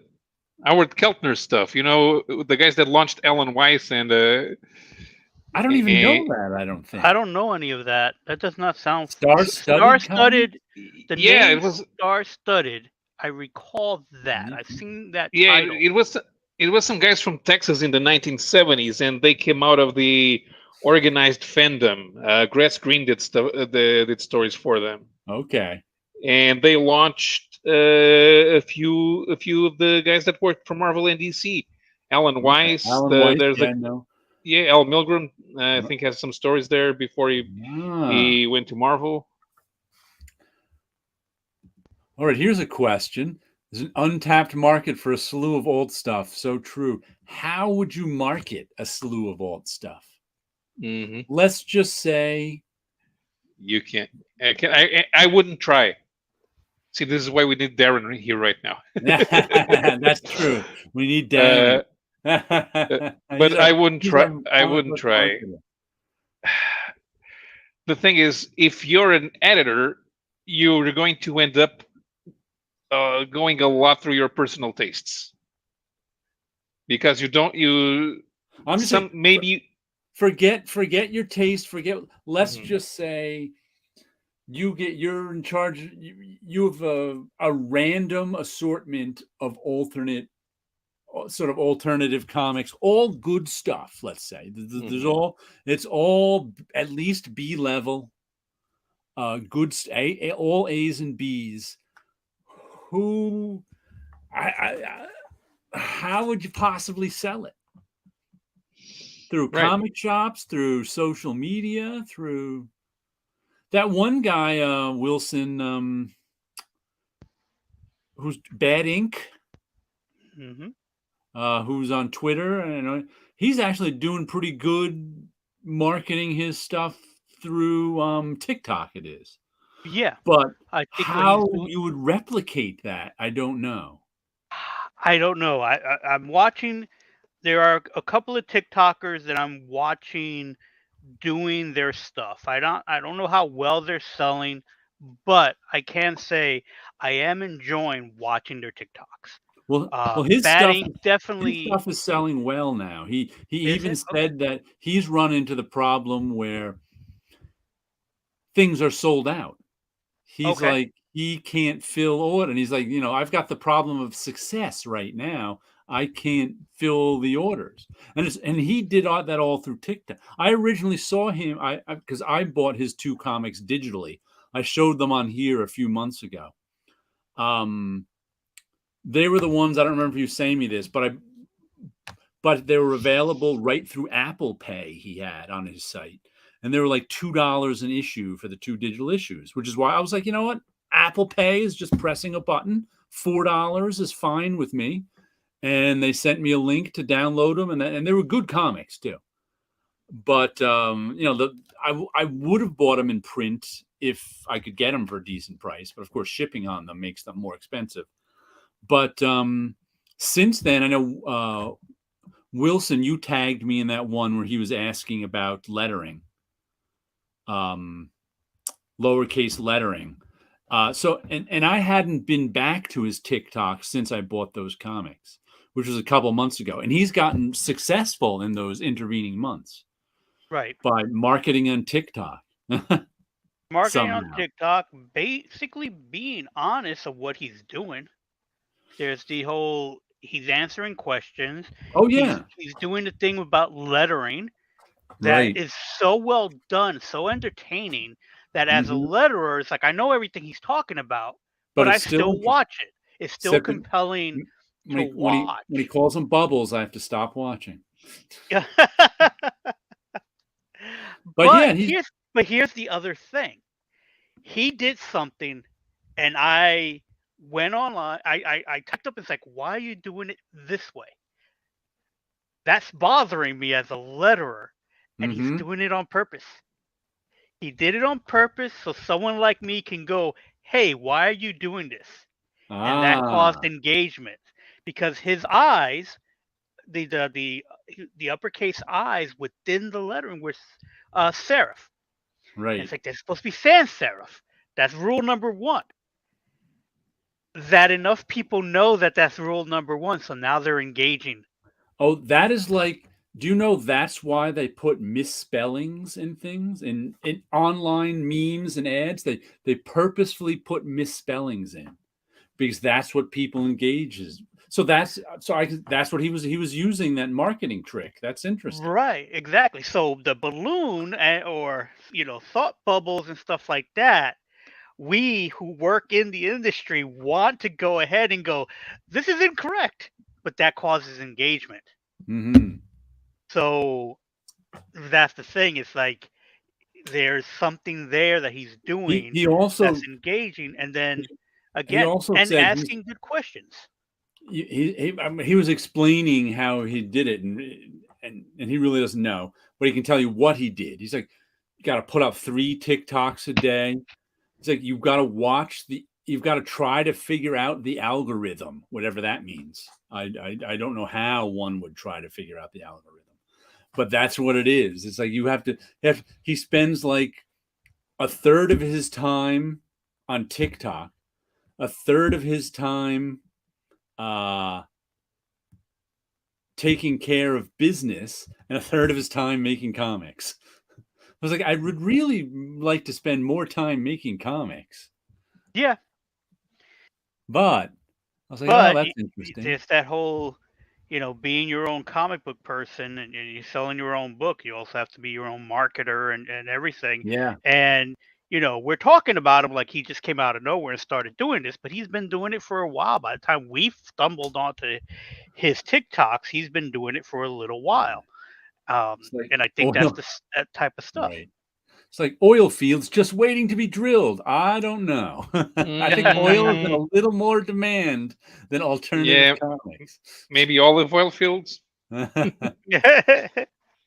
graphics and Dorn and Courtly that puts out amazing products. Not everyone likes superheroes. Yeah, I don't. Yeah, but I'm that's not not the issue disagreeing here. with you. I'm just saying that's a hard sell. Yeah, the thing is, I only I'm want the not B expecting level to. stuff. I'm not expecting to get rich publishing indie comics, but each project has got to pay for itself. Right. I pick up small, but that's all I pick up. I've been indie comics since the '80s. But I always say, if it's to my taste, it's probably not going to sell a lot. Yep. How do you expand readership in the area that is dominated by asphalt, remote strip malls, remote condos, remote office parks? And they only offer parking lots and junk food, more traffic. Yeah. What are you talking about? Strip malls, TikTok lettering? We got everything going on here. I click because I want to find superior to you. Actually. Oh, that's putting the mistakes in. Yeah. That's why they do it. People, I meant like how do you create something that is new while technology isolates and caters to platforms that reject and alienate, not in brick mortar. Fantagraphics reintroduced Freak Brothers with a free comic book day comic to promote their hardcover books.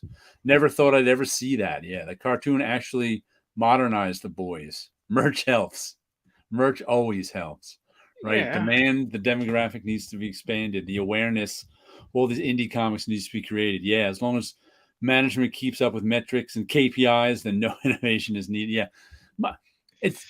it's tough for anything indie to market because indie means you don't usually have marketers. You don't have the money for marketers. Mm-hmm. That's the problem. Matter of fact, there used to be There was a whole what was the Hepcats? Yeah, Martin, what was that guy's Wagner, name? Martin Martin Wagner. Wagner. Yeah. Hepcats was fairly successful in the 80s, and Martin Wagner used to get a lot of criticism for his salesmanship at cons. And of course, this is before the internet, before all that stuff. You know, for TikTok, you know, in the age of TikTok, he'd probably be great.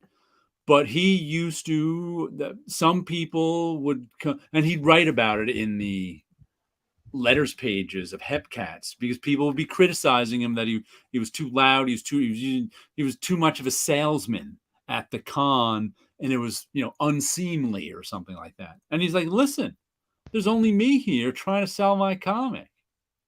This is what I have to do.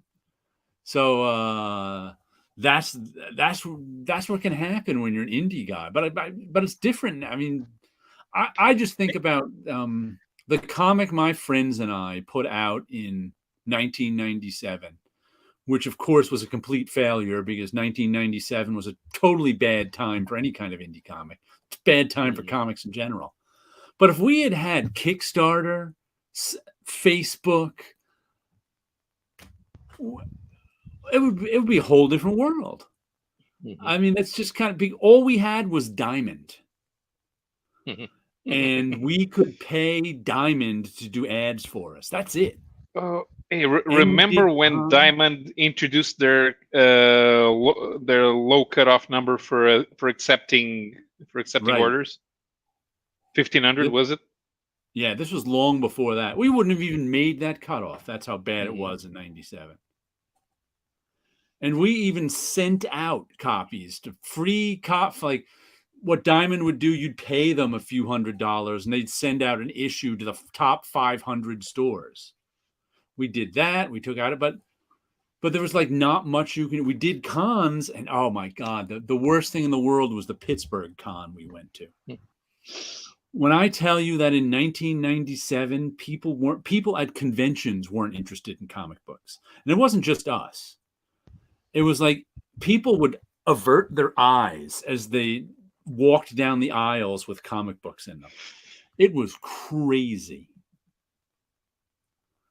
But you know, if I was 28 years old today and putting out a comic book, oh my goodness, how much better it would be.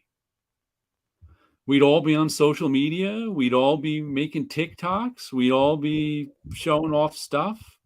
It'd be a completely different world. And we could raise all the money on Kickstarter first.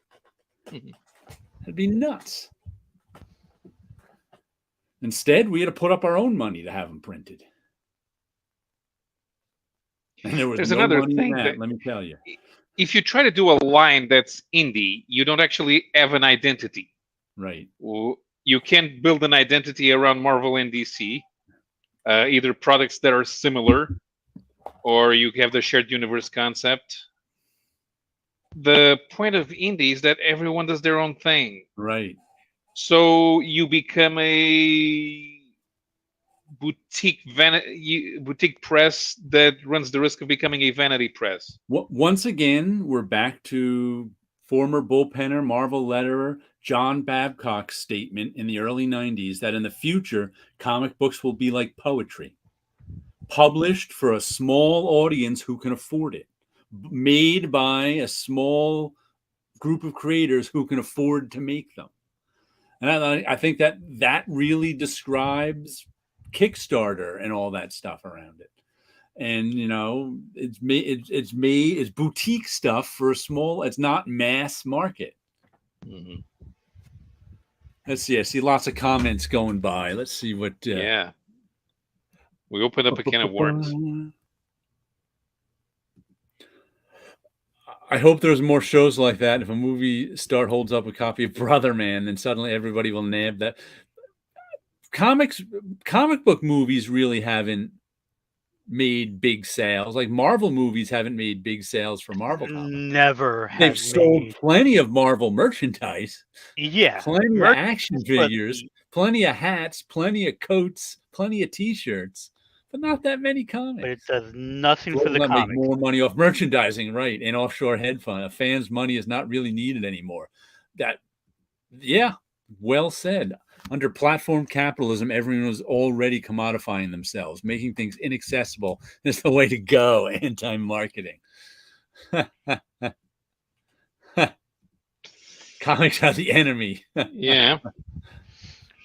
That's why I want to The start actual making new T-shirts that says "Wortham was right." No, Wortham was right. Yep. Yeah, and the Lisbon Comic Con was a bad idea. Were people averting their eyes as they want to? Comics are poetry. Yeah. Inaccessible. Runs the risk of becoming vanity press. I finally get that. What Alterna has been. Yeah, they're the $1.50 ones. Let's print that T-shirt. James Sturm said as much. Comics are closer to poetry and graphic design than literature and art. As a business model, for sure. For sure. Mm-hmm. But printing that's another thing that's sort of a scam. That's sort of the what are the cafe press, Yeah. where you can make your own T-shirts and sell them. Or there's other, what is it? Society 6? Something Bubble. What was Red that? Bubble. Red Bubble. Society 6, I think it was Society 7. I can't remember which. Is specifically aimed at artists making merchandise. You can put your art on anything and make everything from bath towels to art prints. But all that stuff really depends on the artist's friends and family buying stuff. That's really the business model. Yeah. That's really their business model, not my business, because I've tried it. And you can't, you really have no chance at making money on cafe press. Once again, if Darren were here, he could tell us, because I think he has done T-shirt stuff like this before. But he was doing it as a marketer, and he did okay with it. But that's really a marketing job, not an art job.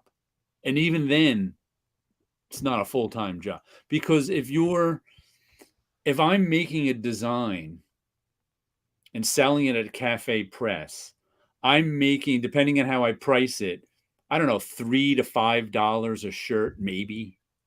You're lucky. I sold a mask. I made $1. Right. Yeah, Depending on the product. I think the T-shirts, I may be exaggerating, were $5. I think they were $3. But you can actually set the price of the shirt at $50 if you want. If your customers will pay $50 for a $25 shirt, more power to you. It happens all the time. But marketers do that. But yeah, I've sold more shirts at a con than I ever did selling them online. Right. Having a what you call it, store, T Fury or T something. There's one that I have that I don't even remember the one of them. Yeah. Yeah, T Fury, and it's like I have masks there. I have my own characters because I'm not going to put a Marvel thing on there. Although I have more than enough Marvel art and access to Marvel art, but it's like I also know the Marvel lawyers. I don't need them calling me. So again, doing my own stuff or public domain stuff. Right. And again, it's one of those things where I've only ever sold 2 masks and a mug. And the mug I sold to myself because I just wanted a copy of the mug. But like that all that like print on demand art stuff really, I mean, I would bet the average artist who goes up there sells at best 50 things, all to family and friends. Mm-hmm. But I think only the first time. The second time, they don't care. Yep. There you go. But I think but I believe that's actually like Cafe Press's business model. I don't think they don't expect to have some viral T-shirt that sells 1 million copies. That's never going to happen. They expect, somebody to come on, sell 50 copies to his family and friends, and then leave. Or else someone like Darren, who is a marketer, and I know he's come up with some designs and sold them on there, and he's sold 20 of each design or something like that for 10 designs maybe, and then stop because that's not really a ton of money for him. He eventually when I think he did that in between jobs or while he was at a job, he could do that on. But that's not going to be his full-time job. But I've noticed all the people who are like successful on sites like those are not artists. They're not individual artists. They're marketers who jump on trends and blow out 50 t-shirts this week, jump on the trend next week, blow out 50 t-shirts next week. Right, and then these guys aren't really making t-shirts. What they're doing is they're taking the fact that they were successful, packaging a PDF for them to sell as a booklet later to go, this is how you make $1 million on this and that. Right. I have seen a lot of those ads. This is how you make $1 million being an artist. Yep. What do you? I put together this booklet to help you out. Like, really? This is how you're wasting your time and you're a millionaire? I'm always tempted to see what they really are, but I never want to spend money on them. Way ahead of you. I'm hoping Blue Beetle brings people to comics again. Is that a new movie or something? There is. You know what DC currently does not have? A Blue Beetle comic. Yeah. But we've known since Blade. Marvel couldn't. There was the Blade movie. Everybody liked. They couldn't even sell a Blade comic. Right. So we're not bringing people into comics. Also, if we have a Blue Beetle movie, why would people pick up whatever from Image Comics? They would be looking for Blue Beetle, but even that doesn't exist, and they're not looking for it anyway. Hey, look! Here SPX. comes Chris Geruso is here. Yay! Hey, Chris, welcome. Hello, gentlemen. Good evening, Chris. Good evening. We are talking how to sell your comics. Chris's favorite topic. Have you like what meaning like comics out of your collection or how to sell comics you've created? Comics you've created or someone else has created. We're just talking. And SPX, I haven't been there since the late 90s, but it was always fun. But I can remember SPX when Disney and Warner stopped publishing comics, that's all you'll have. Yeah, I can remember, and this is still true to an extent. In '97, when I was publishing my own comic with my friends, and it was doing so terribly, all of comics were doing terribly then. I remember somebody making the comment, which is still true today. Well, it was like the people best positioned in comics are those guys like Terry Moore who have their 10,000 fans who will buy it. Who anything he puts out will sell at least 10,000 copies. And I was like, and I think that was really true back then, and still true. There are certain guys who are in pretty good, who they're like self-publishers like Terry Moore who will always sell 10,000 copies. Even Brubaker and Phillips are set up pretty well because they'll sell at least 10,000 hardcover comics of whatever they put out.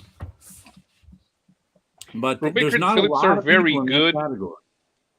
Brubaker and Phillips are very good at putting out their comics in other languages. Yeah, the format's good for it. Yeah, because they've got beginnings, middles, and ends. Yeah. Just cosplay as Eazy-E, start an obnoxious wrestling-themed YouTube channel, weaponizing comics nostalgia and recycle opinions to market your torture porn comics. Oh, FPC, why do you hate Eduardo so much?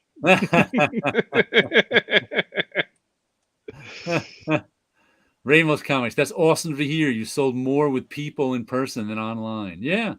But that also brings us to my Chris Geruso t-shirt story. Which I was just about to say when Chris showed up. Wilson was just saying that he sold more T-shirts at the con in person than he did over the web. And I'll tell you that this is a few years ago now, when matter of fact, one of the last times I saw Chris at New York Comic Con, I don't know, 2017, 2015, who knows? Because Chris would always set up at cons with his G-Man and all his merchandise. He was there. Jacob Chabot and Smitty, Brian Smith were usually there near each other. And I remember Chris saying, "Oh my God." Everybody told me, "Oh man, you should have T-shirts. If you had a T-shirt, I'd buy one. You should have T-shirts. You should have T-shirts." As soon as I got T-shirts, none of those people showed up. I don't know if it got better than that, Chris. I hope it did. No, yeah, that's pretty much the way it goes. Like everybody wants to help by giving you advice, but the people giving you that advice, they always think that like the market is somebody other than themselves. Oh no, all those other people, they'll buy that stuff. Yeah, it's kind of hard. Everybody's out there selling T-shirts. Yeah. Yeah, I always like to remember the story Stephen Grant once told in his comic book resources column. There was a guy trying to sell a graphic novel, and he was giving out a T-shirt with any graphic novel purchase. There were people walking up to his booth wanting to buy the T-shirt, and he said no. And Stephen Grant said something that to me made a lot of sense, and it's the kind of thing that you should think about it right there and then.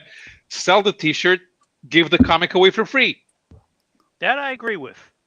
I think that's what Bad Idea was doing with one of their donut that they just did it a few months ago. I forget what the comic was, but they printed the comic. It was just for cons, and then you bought a donut, which was like $25, and you got the comic for free. Mm-hmm.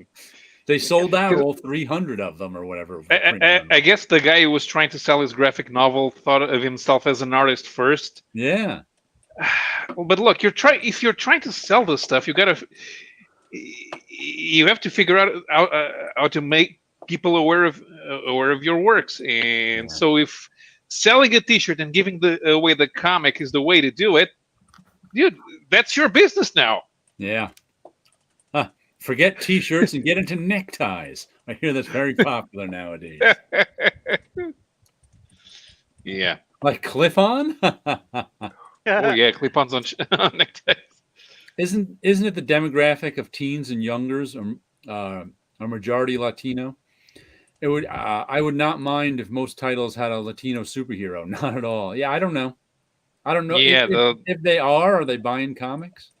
The less Latino superheroes didn't work very well. I hate Eddie P, the one true outlaw. A humble, bragging, jobber-hating artist is outlaw. What now? Yeah, he is an outlaw because he calls himself an outlaw. If you believe your own hype, it will happen. I wish all superheroes were Latina, all designed lovingly by Larry Stroman and/or Johnny Negron. I don't know Johnny Negron. Huh. I'm looking up names. Latina superheroes are hot. Hey, we had the greatest Latina superhero of all, Starfire, and they downgraded her. They don't even draw her like she's from George Barris's family.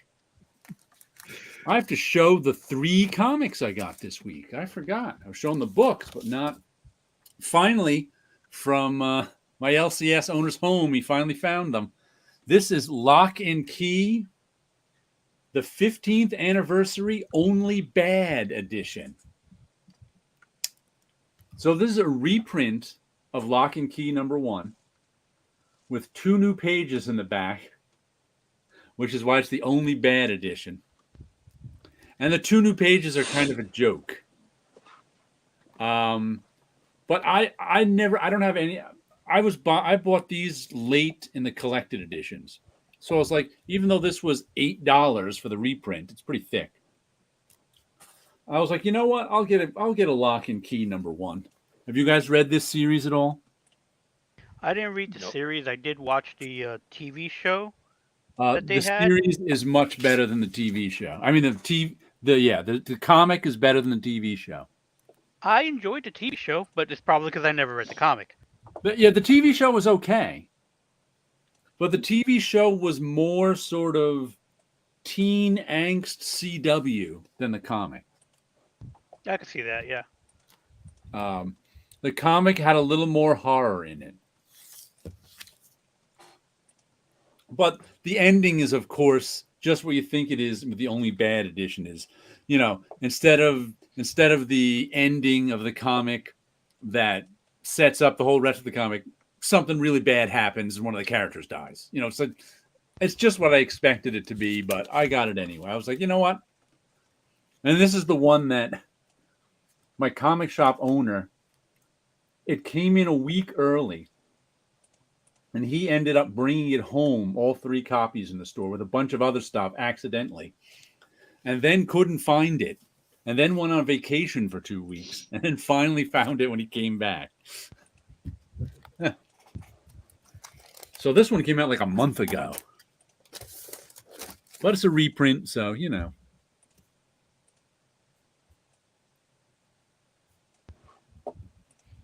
Outlaw. I'm lucky because I'm a surviving artist, but only because of the community I'm part of with craft and the fact that I'm in a tourist zone, local in person. If I had to do it online, I would go bankrupt. Wow, yeah. Yeah, I make all my money from teaching and graphic design and, production and graphic design. I make my art on my own. I keep saying someday I'll make some money from it, but, Larry Stroman, don't be naughty. Oh, I can't pronounce that word. Lobornquena is a cool concept, but I've not read those books. I don't know that. Mm-hmm. Schizo Cookie did a review of Lock and Key. She liked it. She's hot too. Yeah, Lock and Key's a good comic. Who is it? Joe Hill and Gabriel Rodriguez? Is that his name? There was this Puerto Rican guy in Texas doing a web comic. What was it called? The Mangled Stare. What was the guy's name? I forget. The Mangled Stare? Yeah, it started as a parody of a ninja superhero, because the guy's a fat Puerto Rican swinging through the city of San Antonio. But it turned into a sort of family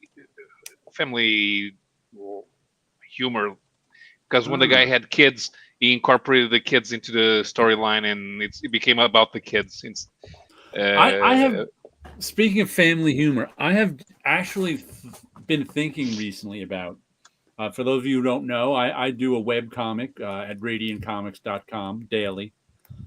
But I said to myself, I should just redesign all of these characters as kids, and then just keep the rest of the strip, all the dialogue exactly the same, except have kids. I'm like, I bet people would like it better if they were kids, saying all the same stuff. Let me know how that works out. Yeah, what was the name of it? What was the name of that guy that used to do that? He also had a dog in it, and the dog thought he was the Red Baron. Every comic strip has kids in it, except mine. Mine is all adults, and no one cares. Mm-hmm. All adults talking about adult things. But if it were kids talking about adult things, I'm right in the mainstream now. I've never been in the mainstream before. Yeah, Blondie got better after she married Dagwood. It did. But Phantom fan, a long time, old Phantom fans complained that when Kid and Eloise were born, that's when the strip jumped the shark. There were a few others that complained when the Rex was introduced, and that was still in the mid-70s. Edgardo Miranda Rodriguez created La Borinqueña a few years ago out of Puerto Rico and has one book that is a collab with DC with Wonder Woman. Oh, Oh, now that rings a bell.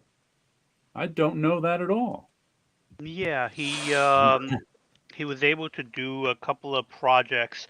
I lettered the when she teamed up with Supergirl, and it was drawn by William Rosado, who I went to high school with, and I ended up lettering that section. It had like I think it was 3 or 4 pages, because they did I forget for which cause, if it was one of the hurricane, so they did a special book. Ah. It was incredibly poor taste, but I would have momentarily respected the self-professed outlaw of kayfabe if that Red Room mouse variant had actually gone to print. Huh. Or kittens. Yeah, I know what you mean. I heard they were... First of all, I was like, they're doing a mouse variant? And then people got mad at it, and I was like, and they backed right off. I was like, okay, I don't really have an opinion on that. That's not very outlaw to back off, but they're not really outlaws. They're just guys making comics and trying to market them. Mm-hmm. And they found a good marketing tool. YouTube has worked for them. I keep thinking about vinyl reissue labels as a possible model for releasing indie alt small press stuff from the past.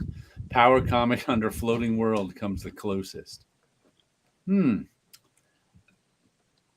assumed to be considered to play that role. Oh, Rosario Dawson was up. They want to make a movie of it even. Wow. All right. Yeah, I don't know. I just think there's no demand for indie comic reprint stuff. There's the main problem. You'd have to, it goes back to how do we sell it? Right. We can create demand, but we would need to come up with a kick-ass marketing campaign and right. Let's just pick a sort of under the radar indie comic that could I'm trying to think of that we could market. What would it be? Let's take one of my favorites, Seth's It's a Good Life If You Don't Weaken. One of my all-time favorites. I would have no idea how to market it. How would you sell that to people? You would have to make a nice. Would you make it bigger? Would you make it, because I like bigger stuff. They've been going the route with all of Seth's stuff, the 6x9 size. Mm-hmm. I would prefer it to be comic book size or bigger. That's the first decision you'd have to make. Anything that you can make people think it's a manga. 6x9. Mm-hmm. But what would it take? What would the publication, first of all, have to be? I don't know. Seth has always been marketed as an artist, independently of whatever the story is. Mm-hmm. And ultimately, there's always this bio. Most of these guys end up doing some sort of self-insert pseudo-autobiographical thing. Mm-hmm. Which is also not something that you're guaranteed sales. I mean, it's tough. Why should? Yeah. It's like what's one of your favorite things that you'd like to publish? Indie stuff that you say, oh, that deserves why, and how do you get it? I'll tell you some more advice I get all the time. What's that? You should do a Kickstarter. You should do a No. Kickstarter. No, let's try to build up a brand here. You should do a Kickstarter. You got to get into the NFTs though. You know, Nobody talks about NFTs anymore. People are selling it JPEGs for $1 million. You gotta look into that. Kickstarter is something you have to do with a team, is the problem. You need a group of people. You need at least 3 to 4 people to really do, and you could all just do a Kickstarter. Yeah. Just do a Kickstarter. That takes planning, and yeah, I know. Sorry, sounding like I'm trying to cut people down here, but Power Comics channel was cool. Pardon me. Because they introduced some DIY comics from the 80s I never considered, and I saw their channel. It was cool. Well, yeah, I don't know. Well, them yeah, at all, anyway. There's a lot of stuff that was published in the 80s and 90s that disappeared because nobody remembers it, didn't have follow-ups. A Sequential Geek in the previous video that I watched and I commented, he was talking. He showed one of his Slash Maraud. Do you remember Slash Maraud? Was that a Kickstarter? Galassi? No, it was Galassi in the late 80s or early 90s. That's all I remember. I think I might have it in my collection. Yeah. I bet I could sell a Paul Galassi collection. Paul Galassi library. Paul Galassi at least has a name of some. And an interesting art style. And when it's and with painted covers, I can sell it to a new audience. Yeah, Seth's image works a bit as marketing, but only after he's already known. Yeah.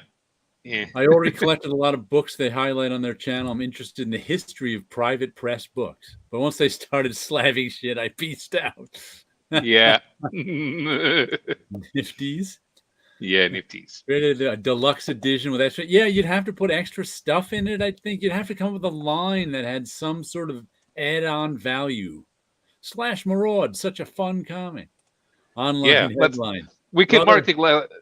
Read it. It's a fun comic. This one's for Chris. Onion headline: Brother-in-law heard you you can make a shit ton of money in that. I do, Galassi. Stand up. Yeah. I tell you, out of all that, the convention thing I dislike the most is when I have people show up and it's like, "Oh, you came to the con?" "Yeah, I came to support." "Okay, what do you want to buy?" "No, I'm just physically here to support you." Yeah. You're completely useless to me. You're going to stand in front of my table for 20 minutes and talk about what you're buying at the con, but you're not supporting me or buying my books. I've had plenty of that happen. Yes, I am sending you good vibes and well wishes. Thoughts and prayers, my man. Yes, I'll just put it into my box of thoughts and prayers. Can't wait to feed my family with that. Up, and I also this week got issue 3 of my favorite titled book, In Hell We Fight. Dun dun dun. By John Layman, who's the writer on Chew, and an artist called Jock, J-O-K, not Jock, J-O-C-K. This is the guy who's sort of Mike Mignola-ish, only a little more cartoony. Mm-hmm. And it's a fun story. You know, it's hell, there's demons and torture, but it's the kind of hell you can have an adventure in. So they're having an teen plus, so it's not really, really bad hell where there's cursing and dismemberment.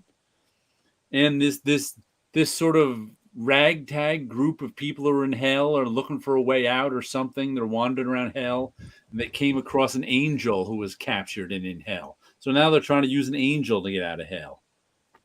And this is a demon and a ventriloquist dummy. In hell. He's got a backstory you got to read. But it's a fun book.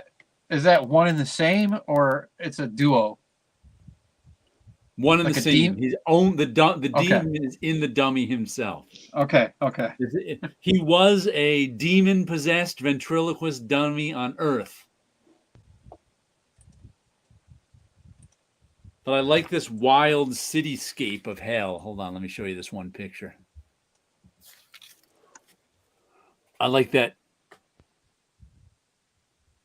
drawing right there of the traffic jam in hell, and there's a nice picture of a house too, I think. Let me see. You don't need to go to hell to get traffic jams. No, but this city, every city in hell is like one continuous traffic jam. Who's drawing this? J-O-K. Jock. You have not been. Yeah, hell. No, it's not hell. It's Athens, Greece. I like the way. Whenever I hear of a place that's like, oh, it's worse than New York City traffic, I'm always like, geez, that's bad. if it's worse than New York City traffic, it's really bad. And the dumbest drivers on the planet, Palermo, Sicily. Just have to reprint them as graphic novels with a shiny cover that has nothing to do with the interior. Photos of male models without shirts advised. or Harley Quinn, or Harley Quinn variants. Harley Quinn variants. Yeah, let's sell a set comic and put Harley Quinn on the cover. They have an interview with any celeb and they're holding a comic. They don't even have to mention it. Let's just use the scene with it. There you go. There's a celebs and fight. Problem with celebs and kickstarting stuff is, if that celebrity is connected to it, why do you need money for Kickstarter? Yeah, that's where he could just finance it, couldn't he? Exactly. And it's like, here's the secret about celebrities: they don't want to use their own money. There's a Brazilian comics. There's a Brazilian comics channel. They are interviewing a veteran Brazilian singer because he collects European comics. Mind the comics. That's the idea here. My marketing idea is to pay a few popular porn stars to include the comic in their videos. There you go. Send them some posters. Jock, not bad artwork in that book. Yeah, I like it. Genius, no joke, especially for a lot of those rip-off press books, maybe. Aren't all ventriloquists dummies? Yes. Taking your ideas seriously. Bookstagrammers are more popular than porn actors nowadays. Only if they're slapped. Try the DMV.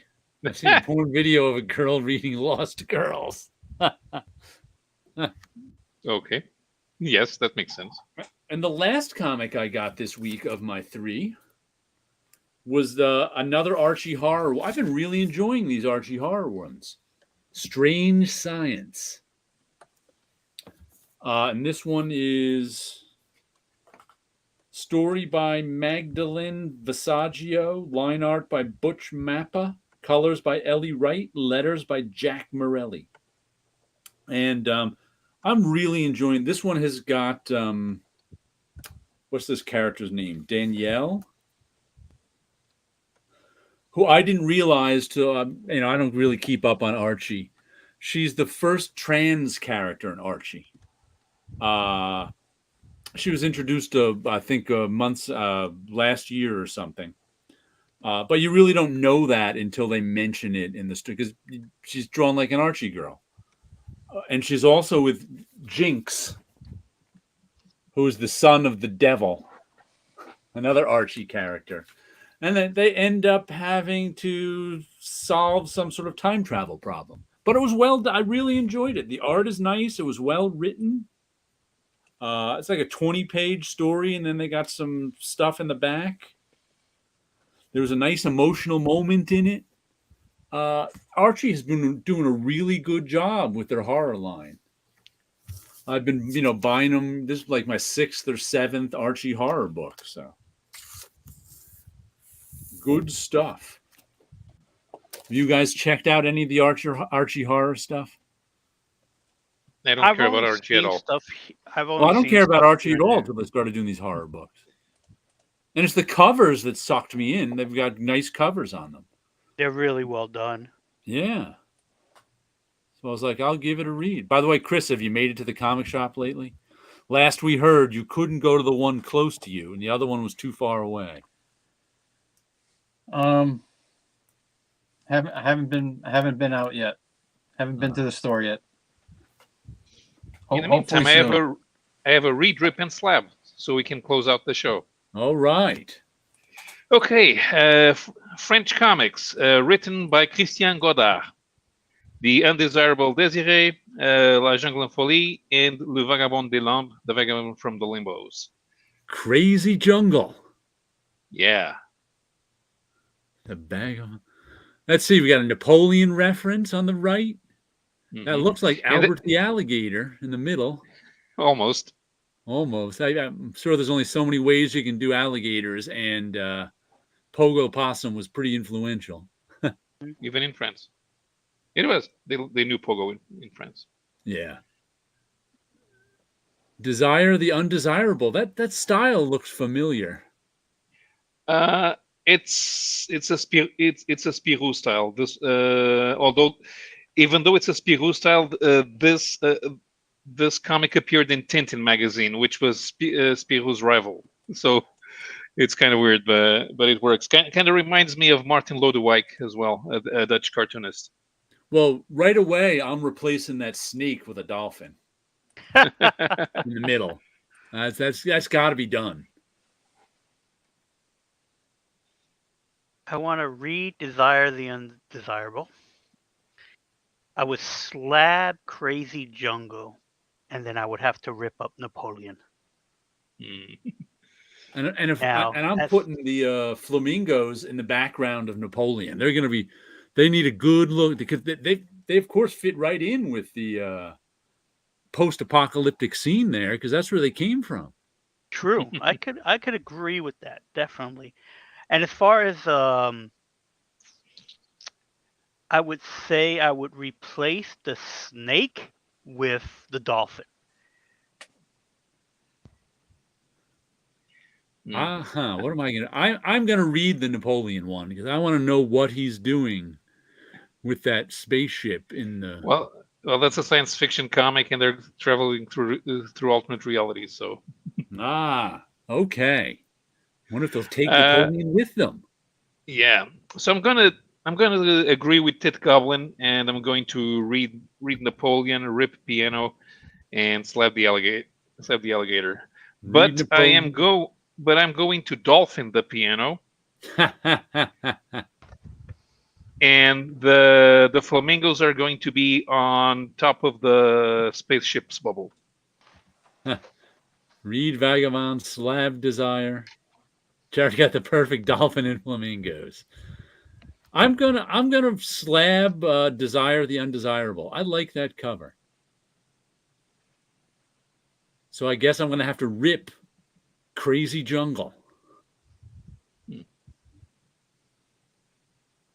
Even though Scott Connor won't like that yellow background. He doesn't like that on comics. What are you doing, Chris? What's your play here? I'll read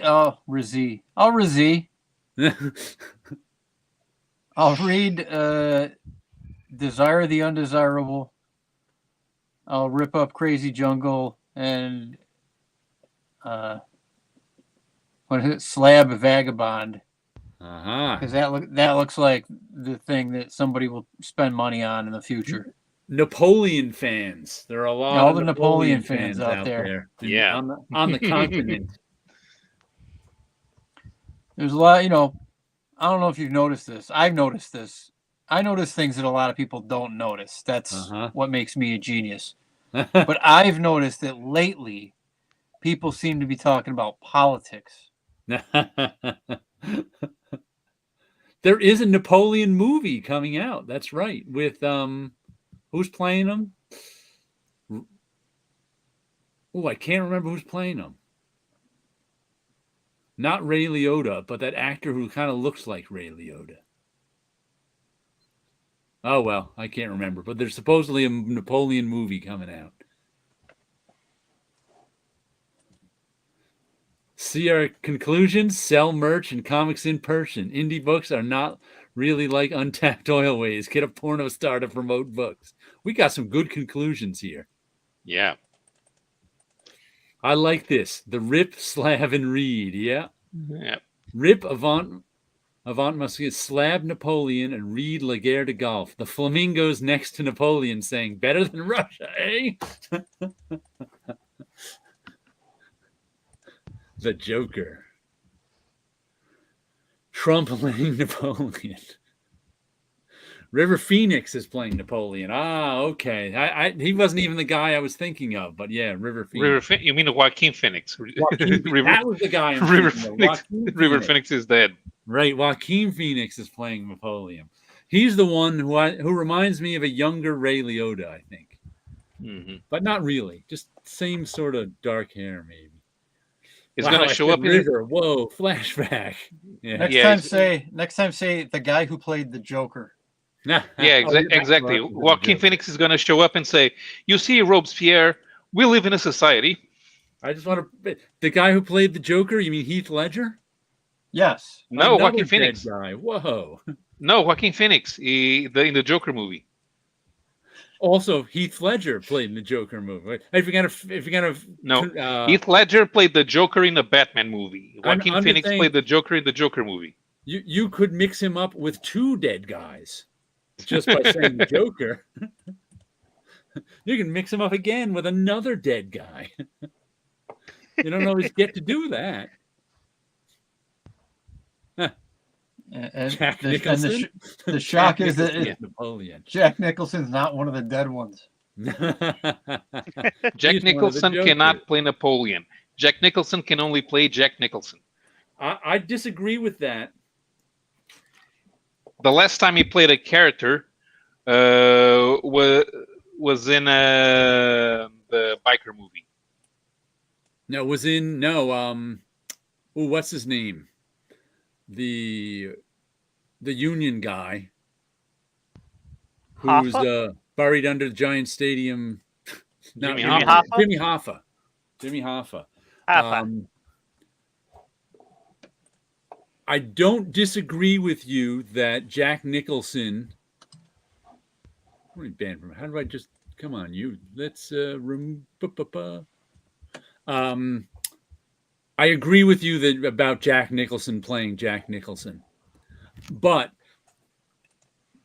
and he had been for a while when Jimmy Hoffa came out. I forget what year Jimmy Hoffa was, late 80s, early 90s. But I remember watching Hoffa, and Nicholson was so good in that movie, I forgot I was watching Jack Nicholson. And I was like, wow, he really is a good actor. He just usually doesn't. He played Jack Nicholson so many times that I forgot how good an actor he was. So I don't blame you for saying Jack Nicholson can only play Jack Nicholson, but he can actually play. He could play Napoleon. Cesar Romero as Napoleon.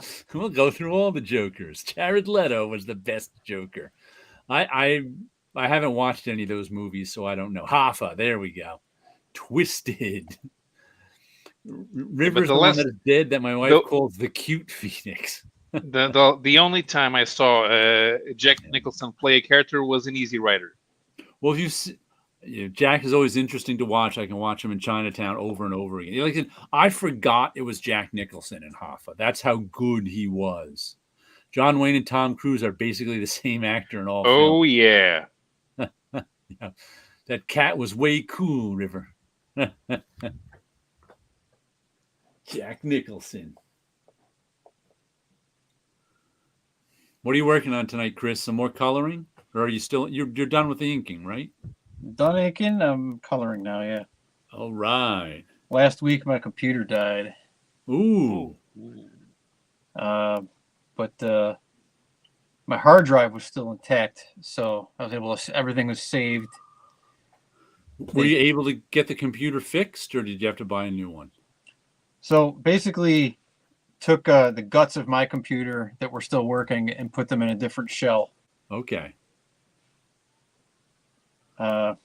for those G1 Transformers fans, it's basically like when Bumblebee became Goldbug.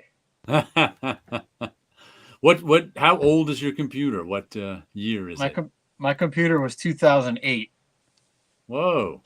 And they put it into a 2009 shell. I've got a couple of 2009 shells here. Well, one shell, one's still up and running. But I bought a Mac Mini 2 years ago now, it is. So mine was from 2008. I still had my old Mac Tower. And I was like, I need something new. I can't run any of the latest anything. And I got to teach it. What OS are you on? I've got the very latest OS here, but my older one I'm still running. I was like 3 OSs behind. At least I'm on Low Sierra. Not High Sierra. That may have been my last one. Moving to High Sierra means I can't use my old Photoshop anymore. Ah. Okay. But are you on is the school that you teach, are they paying for your subscription? I've got a subscription through them, so I don't have to pay for it. So that's the reason that's the only reason I'm subscribed. What would you do otherwise? At this point, I could probably be running my old one still, just like you. If I didn't have to, if I had no reason to teach it. But I also have the Affinity programs, Affinity Publisher, Affinity Designer, and Affinity Photo. I'd probably be using them more. Have you used them already? Yeah, I bought them and have them, but I still, and I use them sometimes, but since I have all the latest Photoshop stuff and I have to be up on it to teach it, I use those mainly.